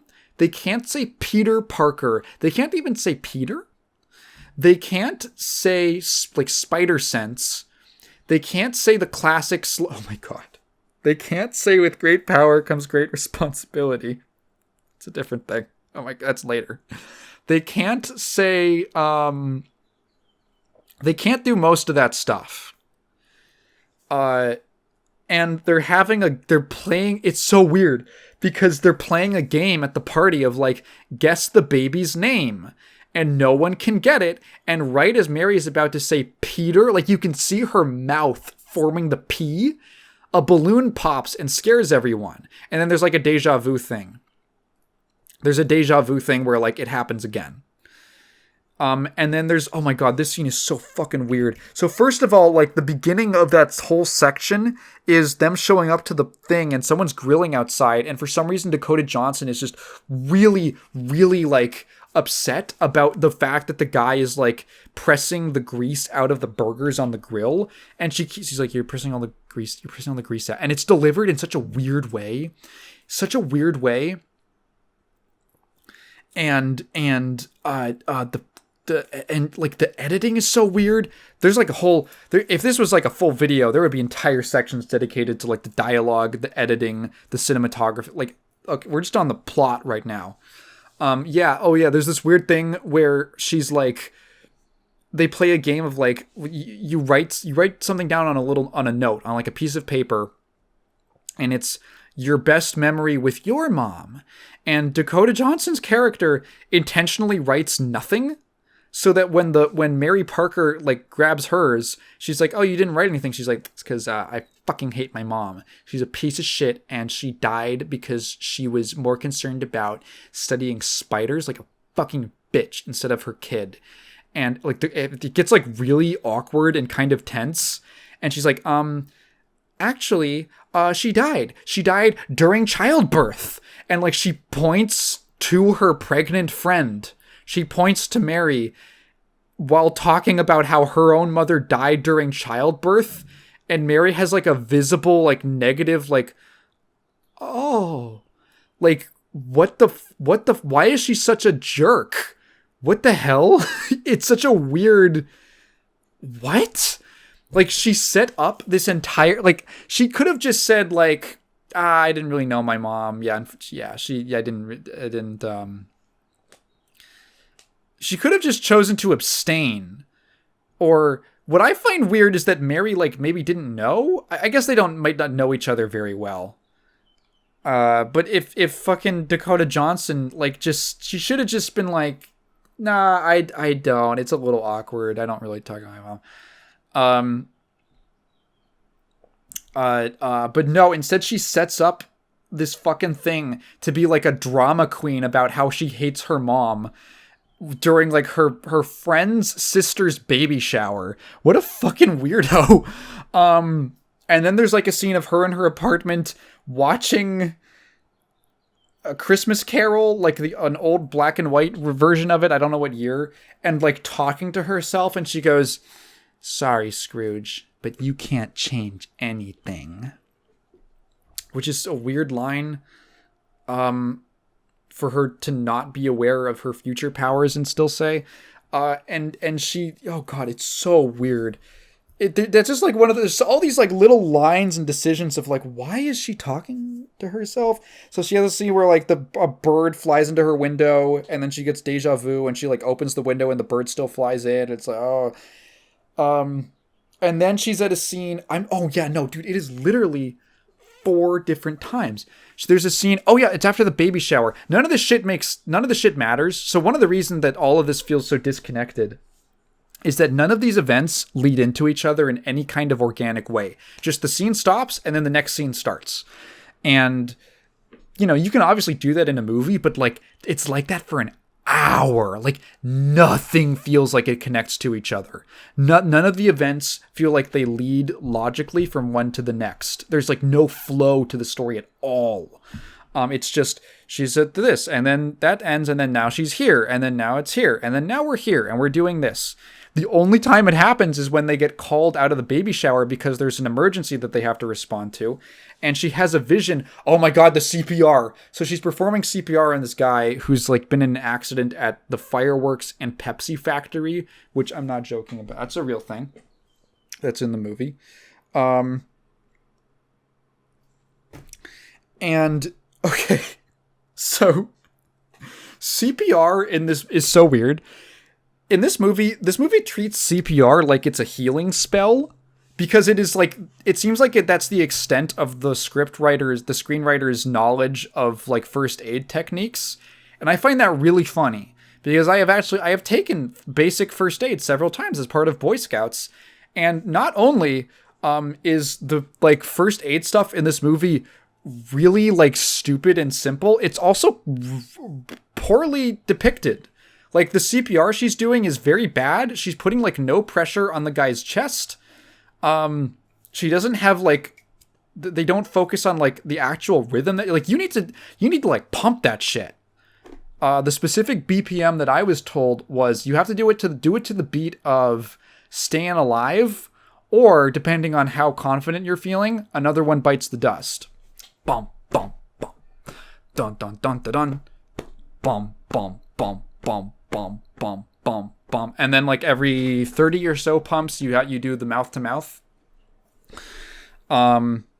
She never does. She's just lightly pressing on the chest. Like, it's the worst looking CPR, and it might be because she just doesn't want to hurt the other actor she's performing on, but like, it's so goofy. And it's also the only thing she knows how to do. So her boss or whatever is like, I'm gonna get in the ambulance and drive somewhere, and she gets a vision of something horrible happening. She's like, I don't think you should do that. And he's like, nah, fuck, shut up. And he gets in the ambulance and he starts driving away. And there's like this one shot take where he starts driving and the camera pans as she's walking away. They're going in opposite directions. And he's just driving down the road to seemingly nowhere. Like, it doesn't look like the road goes anywhere. And a full semi-truck just smashes into the fucking ambulance. It's like a comedy shot. We laughed really hard. And they pull him out of the ambulance, and she starts doing CPR on him, and it's like, he got hit by a fucking truck. There's like 100 things wrong with him before he's not breathing. He probably has like 20 broken bones, probably has like a severe head trauma, possibly internal bleeding, fucking pumping on his chest. Probably just gonna make it worse. One of the things that you learn in first aid training, like on the spot first aid, is oftentimes you're not like gonna be saving someone's life. You're just keeping them alive for long enough for actual like emergency services to get there. An emergency services job is most of the time to just take them to a hospital really fast. Like, that's usually how, like, no, you need to get someone under, like, a specialist. Like, a real doctor who can treat them and examine them and give them drugs that are specific to their needs to, like, keep their heart going and shit like that. And emergency service, like, paramedics and stuff, their main job is like to basically just they're obviously like more equipped and they have stuff and like more extensive training, but it's like keeping them alive to get to it. But she's just fucking pumping on his chest. Like, no, what you would do in this situation is do not fucking touch him. Don't touch the body. Get him maybe like laid out on the ground or something, on like probably on a stretcher, and just, I guess, call another ambulance because this one's fucked. Like, that's what you would do. But no, she's doing CPR because that's like the only thing that the screenwriter knows about first aid. Really funny. So literally, so this deja vu thing happens 4 different times. Nothing about it. You don't learn anything different. You get it after the second time. They should have done it like there should have been like one scene where she gets a bunch of them in a row or something, and then the next one where they like ratchet it up, and then it's like the life or death stakes, and she realizes that she can like prevent stuff or something like that. Like, just condense it down into that. The audience will understand. Oh my god. Oh my god. It was a huge burp. And then that is intercut with scenes of the villain going about, like, starting his plan. The villain is horrible. So yeah, I guess to wrap up the plot thing, Very often scenes will just start and stop. Characters will say, I need to go somewhere. And then you don't really see what they're doing. They just go somewhere. A thought will strike them. And then they will just go somewhere. Things just kind of happen, right? That feels like a weak critique, but the scene starts or a character makes a decision and there is seemingly not much of like a real there's no momentum to the film. It's just this thing, it stops and then it starts and then it stops and then it starts. We're in the woods. I need to go somewhere. I'll be back. She leaves. You don't see what she's doing. The characters are like, we should go somewhere. And then they go do something. And then she comes back and she's like, it ends up feeling really disjointed, and just weird. Right? So all this is intercut in the first hour. That's why it feels like nothing happens, right? So in the first hour of the villain, Ezekiel Sims, this weird scene of him, you never really figure out, like, I think he's supposed to be an evil businessman, but, like, you don't really know, like, what he does or how he got it. He keeps referring to like all the things that he's built, and there's like kind of an implication that the spider allowed him to do it, but he doesn't explain why. You don't really see what he even does that's evil on like a grand scale. Besides, like, he obviously does bad things with like killing the mom and stealing the spider, and he's gonna like kill these girls and stuff, but like you don't really see like what is he actually trying to protect. Does he have, like, an evil business or something? You just don't know. And there's this strange implication, I feel like is it that the future visions that he gets from the spider powers have helped him make better business decisions? I don't know. He's like going to an opera, and then he meets this woman, and then they're in bed, and he's having a dream that these girls in bad looking costumes, it looks like a CW show, are going to kill him and steal his spider. And there's just ADR dialogue of him going, "Where's my spider? Oh, they took my spider." Like he's like a baby reaching for his toy. And he wakes up and he's like, "Do you know what it's like to have a vision of your death every night?" And all of his dialogue is dubbed in post. It is all dubbed.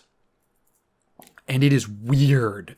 It is really weird. The villain, he doesn't feel like he's in the movie for that reason. Like, he doesn't feel like he's physically in the scene, because the words coming out of the actor's mouth don't match what he's saying. It doesn't, like, visibly, there's moments where his mouth isn't moving and he's supposed to be talking. There's points where he's, like, they CGI his mouth. Like, I couldn't believe it. There's so many scenes of him from, like, behind, like, they shoot it from behind his head, and it's clearly dubbed in. Like, and it sounds like just me talking into a microphone. There's no, like, room, like, when someone speaks, right? When someone speaks in a room on set, there's like a natural, your ear picks up on these subtle things, like the natural echo of the room, or the slight difference in audio channels of, like, a little more on the left, a little more on the right side. But when he's just talking into a mic, it feels like he's just narrating a YouTube video. It feels like third-person narration. So he never feels... There's this disconnect between what the character is saying and what you're seeing on screen, and it's very disorienting. A lot of people have commented on it that it's super strange. And, like, his decision making is so weird. I guess he's met up with this woman who's a secret spy from the NSA so that he can kill her and steal her super secret 2003 era NSA technology, because this takes place in 2003. And he says this line that's amazing, where he goes, "It's a good thing that it's a good thing that you did not know that today was the day you were going to die." And it's like, okay. And he's, like, in his secret evil high-rise center room where he's got like a secretary with NSA technology that he got somehow, I guess, like he got a code from this lady he killed or something. And what he's done is he has made police sketches based off of his dreams and put them into the NSA database to find out what the girls look like 5 years younger. And he finds their identities. It is the weirdest thing. It is like just straight pulled out of his ass. I don't know why it couldn't have. I don't know. I have no clue. And the dialogue is just amazing. It's just awesome. The secretary goes, "These are just teenagers," and he goes, "They're teenagers now, but in the future, they will have powers, and they're going to kill me. I have worked so hard to build up everything that I have, and I'm not going to let that be taken away from me." And it's delivered exactly like that, where you can tell that there's like multiple takes that they're like jamming together, and the audio is edited in such a strange way where it feels like he starts the next sentence way too fast because they're just mashing it together to get it to vaguely fit when he's on screen. Oh, just like hilariously weird. just like so fucking funny. I don't know like what he is or what he wants. So he starts like he's gonna go. He finds out that they're all on a subway at the same time for some reason, on the same subway train that Madame Web is on. And he goes to attack them, and she sees a vision of him attacking these random girls that she doesn't know. So she tells him they have to get off the train, but in her vision, he's in like his normal clothes, sans shoes, of course. And then she gets them off the train, and he's walking. So I guess his plan was this like public-facing businessman was just going to walk into like a public train in broad daylight and just like grab these young girls by the neck and just choke slam them to death in a train car. That was his plan.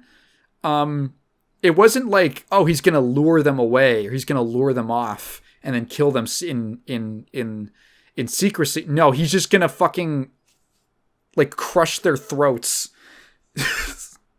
in public. Okay, so she gets them all off the train by like essentially kidnapping them.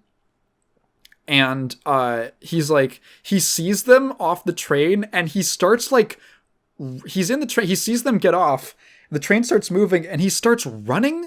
He starts running through the train like that's gonna do anything.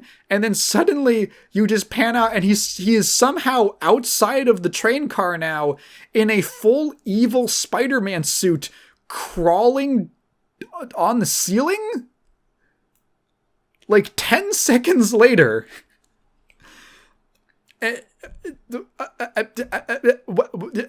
So he has this suit to conceal his identity, but not when he was going to murder them. The suit to conceal his identity was the backup plan. He is somehow able to change into this thing within like 10 seconds. And the shot of him, revealing him crawling down the ceiling is like hilarious. The way that it's cut is like this is like the reveal of your big villain's like costume and shit. And it is shot in like the least dynamic way possible. It just kind of happens. That's how I describe so much stuff in this movie just kind of happens visually. And it's this like, what? Like there's no gravitas. There's no cool dynamic angle. There's no like, oh wait, what's that? And then like reveal of the thing. He's just there and crawling freaky style along the ceiling. So weird. They keep referring to him as Ceiling Guy, which is hilarious. None of the dialogue sounds good. None of it sounds good, either in writing or in delivery. So they have to like hide out now. She steals a taxi cab. Don't worry. She takes the license plate off of the taxi cab. And And she's driving it like that for like the whole movie. She's just driving a stolen taxi cab. Like, she gets back from her fucking trip to Peru later and she just pulls up in the taxi cab like that. Oh yeah, this is just my car now. Not like that's a super identifiable thing that has like a number on the side where they can find the specific car that you're driving. Yeah, not weird at all. Not conspicuous at all. So she like leaves them in the woods for some reason because it's like safer. Okay. And she's like, I'm going to go. Okay. And these three girls, one of them is like, can you bring us some sandwiches? Can you get us some sandwiches? And I think that line is really funny. And she like leaves and we have like all this dialogue of them like trying to develop these characters and build some kind of rapport with them between them. None of it really works. None of them feel very distinct besides what they're like technically what their backstories are. One girl is like nerd girl. One girl is kind of like a spoiled rich kid. And the other girl is, what does Sydney Sweeney do?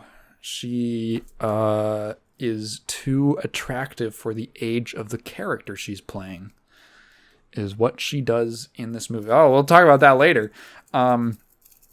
So they're like in the woods and they're like, let's go. There's like a diner nearby or something. And they just walk. You have no idea like the place of anything that's going on. They just kind of walk through the woods and the soundtrack starts playing Toxic by Britney Spears. And you're like, why is that playing right now? And then they walk out into, into like a clearing to reveal like a big diner, like just a roadside diner. And then they walk in and the speakers in the diner was playing Toxic by Britney Spears. So it was meant to be like an in-universe like diegetic song, like it was supposed to be playing in universe, but they started playing it like 30 seconds too early. So it just seemed like it was supposed to be background music for them walking through the dark woods. And then they walk in and it suddenly gets like a little bit louder. And there's like crowd ambience added to it. It's so strange. Madam Web like comes back after doing something. I don't know what. And she's like, where'd they go? Where did they go? So she starts like, she sees like a vision of the spider guy coming in and like killing them. So she's like, I'm going to drive. And then she sees gets another vision of the guy killing her. So she's like, I'm going to hit him with my fucking car. The scene where he comes in and attacks them is hilarious. It's shot so bizarrely. There is a hilarious moment of him just walking on the ceiling casually for like a split second. It made me laugh really hard. So she's like, she hits him with her car. His weakness, he like fucking like ragdolls and like a Gmod thing and like smacks into the wall. It's really funny. And then she's like, we gotta go somewhere else. So she drops them off with with Ben. And then she's like, I need to, oh no, oh God, there's a scene in between. The best scene in the movie where they're at a motel. They're at a motel. And she's like, I need to drop you guys off with your parent. This is getting too fucking crazy. And they all dump their dramatic backstories of why their parents hate them. And why they would rather just, I guess, live with this woman, this insane woman that they've known for a day. And they're all going through it. And so one girl's like, yeah, my parents, they're like rich business people, but when I was born, like, they don't even want me. They just want to be rich and shit. And the other, I don't even remember, like, what Sydney Sweetie's was. She's just like, my dad doesn't like me. And then there's, like, the third girl who is, like, something, I forget what her first name is, but it was, like, she says it, like, my name is Valencia Corazon. She, like, Corazon. She, like, really, she's dropping hints, that she's, like, a Latinx. And I was like joking. I'm like, and she's like the only one left. She's like the only one left in this like round of just why our parents hate us and why we can't go home to them. And I was like just making a dumb joke where I was like, my parents got deported. And as soon as I said that, she goes, my dad got deported. And we couldn't fucking believe it. I couldn't believe that was actually what they went with. It was so funny. It was hilarious. So then they have this scene where she's like, okay, but I need to teach you, if you're going to be with me and we're going to go on a crazy Madam Webbing adventure, I need to show you guys how to do CPR, the one thing she knows how to do. And the best scene in the movie is where she's demonstrating them CPR and she's teaching them how to do it. And it starts out with Dakota Johnson, who, okay, I'm going to preface this by saying that all of these actresses are over the age of 18. And I was never under the impression that they were children for a single moment in the movie, even though they're supposed to be. So we're going to give me the pass on this one, and I'm going to be a pig for a second. Oink, oink, okay? Dakota Johnson is like, we're going to practice on this pillow on the floor. And she's like, you put your hands on it, and then you like push, and you just keep pushing. And the way that it's shot, it's from like you can't see the actual pillow that they're practicing on. It's just like from roughly the waist up, or like the elbows up kind of height. And it's just Dakota Johnson with like her arms down, like together, and like bouncing up and down and like breathing. And there's like no sound effects. There's no music. It's just like the sounds of like breathing and her bouncing up and down on something that you can't see. And I was like, hang on. So hang on. Keep going. Hang on. Keep going.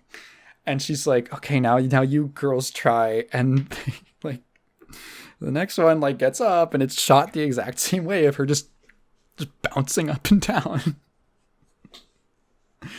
And I was like, and like, then after like a little while, she goes like, I'm tired. You take over. And she's like, okay, I'll take over. And then it's like the next girl. And I was like, okay. It's like, Sydney, do you want to take over? Do you want to? And she takes over. I was like, I don't think I didn't really get the Sydney Sweeney hype until that scene. And I was like, hang on.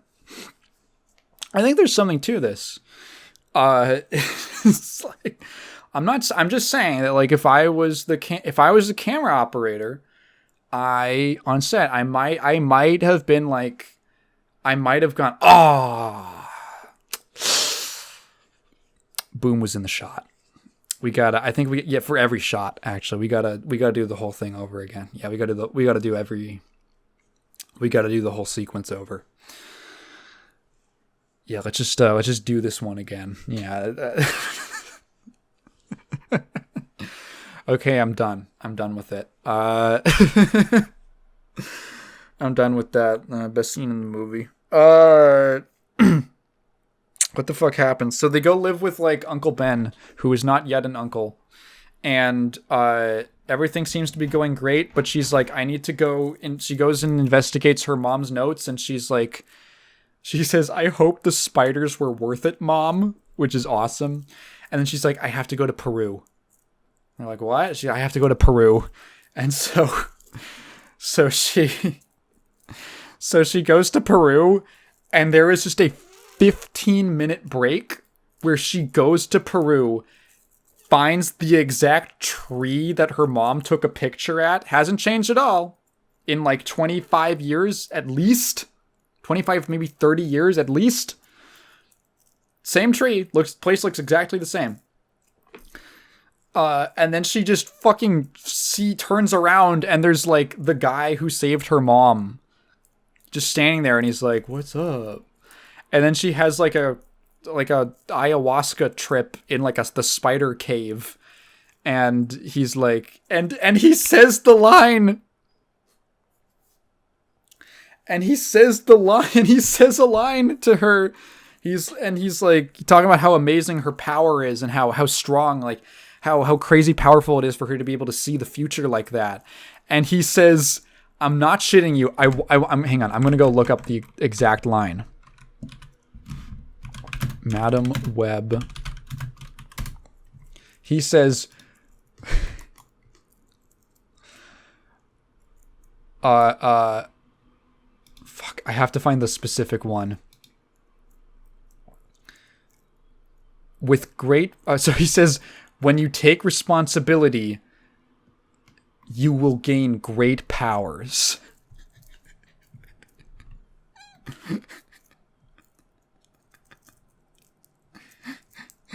It's so funny. It's like, oh, my jaw dropped when they just flipped it around. I couldn't believe it. So she goes back. Oh, no. So they're at home. They're with Uncle Ben, having a good time, having character growth off screen, I guess. And now they're all besties. And Mary Parker goes into labor. Her water's broken. Ben has to drive her to the hospital. And also the girls are coming for some reason. The people who are specifically not supposed to leave the house because this evil Spider-Man is tracking them. They're gonna go along with them. Sure, why not? We need a reason, because movie has to happen. We need a reason for them to get out of the house and for them to be extra vulnerable with, like, a pregnant woman in the car. So, of course, he somehow finds out that they're in this car based off of something. Like, what? How does he actually find out? Like, a camera, like a 2003 security camera spots one of them. Like, awesome. Okay, great. So he's, like, chasing them, and he's not, oh my god, doing Spider-Man without the web slinging, and he just has to jump around looks really silly. And Madam Web pulls into the driveway in the same taxi, the stolen taxi she's been driving the entire movie. And she's like, what's going on? Where'd everybody go? And then she has, like, a future vision of the villain attacking them. And she's like, I gotta go save. So she steals an ambulance. An active ambulance that was going to save someone's life. This trained paramedic steals the ambulance, drives into a parking garage, and somehow predicts exactly where, she knows exactly where the villain's going to be standing. Oh, there's this awesome shot where, oh, no, hang on, this happens in a second. And she drives through, like, a concrete barricade out of the parking garage and just hits him with the car. His weakness is being hit with cars, I guess. It's awesome. So they all get in the ambulance with her. I guess Mary Parker goes to the hospital or something. And she's driving, and the guy gets on top of the ambulance, and they take out the defibrillator. And they press it against the roof, against the ceiling, and it electrifies the roof. I'm serious. It electrifies the roof when he's standing on top of it, and it gives him an electric shock that knocks him off. It's so trashy. It's awesome. It is so trash. So she's like, I know where to go. I had a dream about a big S. I'm going to go to the fireworks and Pepsi factory from earlier in the movie, and we're going to light all the fireworks up, and everything's going to be exploding, and the villain's going to chase us up to the roof, and we're going to call in a helicopter, and the helicopter's going to get exploded, and she's... Oh, God. So the villain is like, yeah, I fucking have gotten you, and he outmaneuvers them or something, and all three of the girls are in a precarious situation. And she has a flashback to the spider shaman guy saying, you can be in 3 places at once or something. And then a previously unheard of power is unlocked for her, where she is able to just, like, split her body into 3 different bodies, like spirit forms. and then they all separately save the individual girls from falling into the firework pit.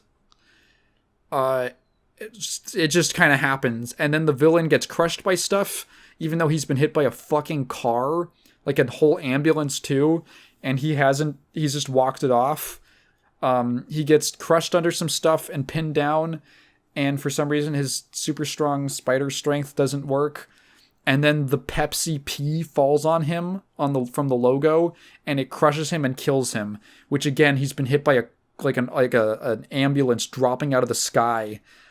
And then Madam Web falls into the water really hard, and I guess breaks her back. And then, she gets hit in the face with a firework underwater, and it blinds her, and that's how she becomes blind. And they fish her out of the water, and then, guess what? Setup, payoff, motherfuckers. They do CPR on her. Incredible. And then she's, like, in the hospital, and she's, and she's, like, all blind, and she goes, like, someone says, like, oh, yeah, Ben, he's not really cut out for all this uncle stuff yet. And then she smirks at the camera and she goes, oh, he will be. Which implies that she knows that he's going to die in the future, and she's just not going to do anything to prevent that. Like, you know that Spider-Man would have happened to either way, right? Like, he didn't get the powers because of the uncle dying. That was just like a tragic element of his backstory. And it taught him an important lesson, but like, this is like your friend of many years and your professional colleague that you're just gonna let die. Okay, sure. Yeah. I got on the story for so long. It's fucking bizarre. Yeah, just weirdly disconnect. Like, again, there's just a 15-minute interstitial, and then she goes back, and it's like, and then they're gone, and then the water broke, and then they have to go for some reason, and then things happen. This editing and cinematography kind of combine in this horrible concoction to get back to the whole point about being disconnected. For some reason, the director just like doesn't understand the 180-degree rule. I'm not trying to sound smart because I understand basic film, like film 101. I haven't even taken filmmaking 101. I've just watched YouTube videos of people who have. The 180-degree rule is a thing in film where you want to keep the placement of characters consistent so that the audience isn't confused about where people are in relation to each other. So you always want to, like, in a scene, you're going to have one character on the left side and one character on the right side. And if in like a reverse shot thing where you're doing dialogue or whatever, like behind one character's shoulder and then behind the other character's shoulder type of thing, you have to keep the sides of the screen that they're on consistent. Like, this character is, when it's behind their back, they're always like on the left side of the screen. When we swap, it's the other way around. This character's always on the right side of the screen. And as long as you keep that consistent, the audience doesn't get confused about what's happening. But like, messing with that and breaking that can be confusing for the audience. So if they do switch places, it either has to happen on camera and the audience has to see it happen, or it has to be some very deliberate artistic decision to kind of intentionally throw the visuals off. This movie just breaks it all the time. Like, there's a scene of her going to rescue a guy like who's hanging off of a bridge. This is like when she falls into the water off the bridge and gets her future powers. And the way it's shot, first of all, incredibly frenetic and weird. The movie constantly does these strange digital zooms when things get intense. That is very, like, the first time it happened, I was like, what the fuck is that? What is that? So it's shot, it's edited in this very frenetic way where it's no shot is allowed to linger long enough to establish really what's happening or the motion, like the motion of events. Like, she gets out and she's moving to the right, and then suddenly it cuts and she's moving to the left, and then she's like going forward, and it's weird. It's cutting really fast. You get no time to actually understand the motion of what's going on. sometimes she's going into the left, sometimes she's going into the car from the right, sometimes she's coming in from this one direction. And this is all within like a less than 30-second sequence. It's like actually really incompetent. And I have no idea if that is up to the editing or if that was just all they had to work with and it was just shot poorly. If it was just, if the director just didn't plan out the shots very well, like it wasn't storyboarded. Stuff like that is all over the movie. Even just in simple dialogue scenes. Like when the Ezekiel Sims evil Spider-Man guy is in bed with the NSA agent, and it's just a simple dialogue scene, shot, reverse shot, but there's just something very uncomfortable about the way that like they keep switching what side the characters are on. And like they're both on the left or they're both on the right now. And it's really weird. Just like very basic kind of lack of competence things that I find strange. Yeah, I guess that the edit, I would have to go rewatch it to really pick through the editing, but the audio editing is really strange. Like the way that certain lines come in, sometimes it feels like they come in too fast. Sometimes it feels like there's too much of a gap. The delivery of the dialogue itself is very stilted and awkward. The lines are weird. The lines are weird sounding. A lot of like heavy exposition dumps or just weird, unnatural sounding dialogue. Like it sounds amateurish. Like it sounds like amateur fiction. And then, and then it's also delivered in a weird way. Like it feels like, so the adage I've heard is if an actor's performance is bad, they might be a bad actor. If every performance in the movie is bad, that's the director's fault. They do not know how to direct actors. And it really feels like the director does not know what to do. Like Dakota Johnson feels like she doesn't know how to play her character. That was something I picked up on like at least like 30 minutes into the film. Like every single line is delivered like she can't really commit to an emotion or a personality. Like she has no idea where the main character is supposed to be even coming from. Like what is her disposition? She's just kind of, again, like this weird wide-eyed thing the whole time because she looks clueless. She looks clueless like the entire movie. The other three main characters don't really have that much material to work with beyond very surface level characterization. And just weird delivery. Can you get us some sandwiches? Why did you say it like that? Ooh, oh my neck, Jesus. Yeah, it's like a poor script combined with poor directing, shot in a strange, ineffective way, and edited maybe as best as they can, but so piecemeal that it's just weird. Like when I say every single scene has something wrong with it, every scene has something just weird. Like, how did this end up in the finished product?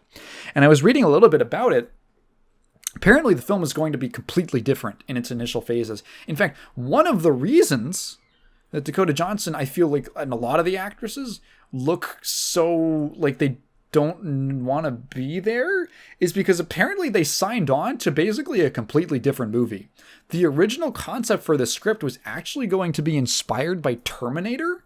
And the idea was that this main Madam Web character and these three girls were going to be protecting Mary Parker, who's pregnant with the future Spider-Man, from, like, I don't know if he was a time traveler or if he could just see the future, but Ezekiel Sims, right? He's trying to kill Mary Parker, and they're trying to protect this pregnant woman. It's like an escort mission.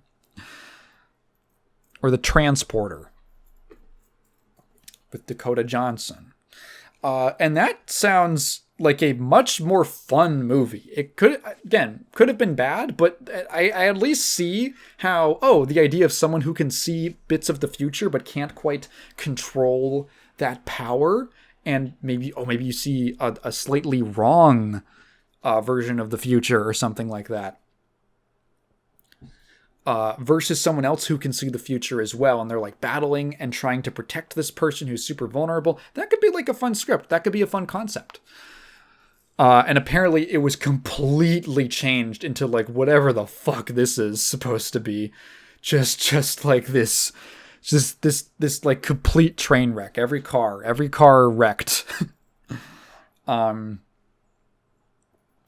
Geez. The last line is hilarious. Madam Web is now in a wheelchair and blind. And she looks at the camera and she goes, the best thing about the future is it hasn't happened yet. That's their big epic line. This movie's amazing. It's really, really shitty. But if you're like me and you love watching weird, bad movies, this is a good one. It's not bad in a boring way. It's bad in it's like The Room. It's genuinely like The Room, or I was comparing it to like a Channel Awesome movie. It feels like Linkara made this, but with like a big budget. And that might even be an insult to Linkara. I think Linkara would have given a better performance. I'm not even kidding. If it was just him directing, if he was able to direct himself. I would highly recommend it. I think it's awesome, and if Craven is anything like this... I heard Morbius was much less interesting. If Craven is anything like this, I kind of want to go see it. I'm craving some more, if you know what I'm talking about. Yeah. I think that's just about everything I have to say about Madam Web. Amazing film. Thank you, Sony, so much for blessing us with it. And with that, I think I talked about that for like an hour. I am going to bring this to a close. If you've been listening this far, thank you for listening to me ramble. If you have a question, please leave it in the... feel free to leave it in the comments below, but please leave it in the form of a question, because I'm not just going to read your thoughts out loud. I spent a lot of this week playing a specific game for the next video. So I'm actually, once I finish recording this, I'm probably going to go take a bunch of notes on it. And I think you guys are going to find it cool. So I'm going to be talking about something I actually like. So see you later. I don't think I had anything else. Check out my Patreon. Bye.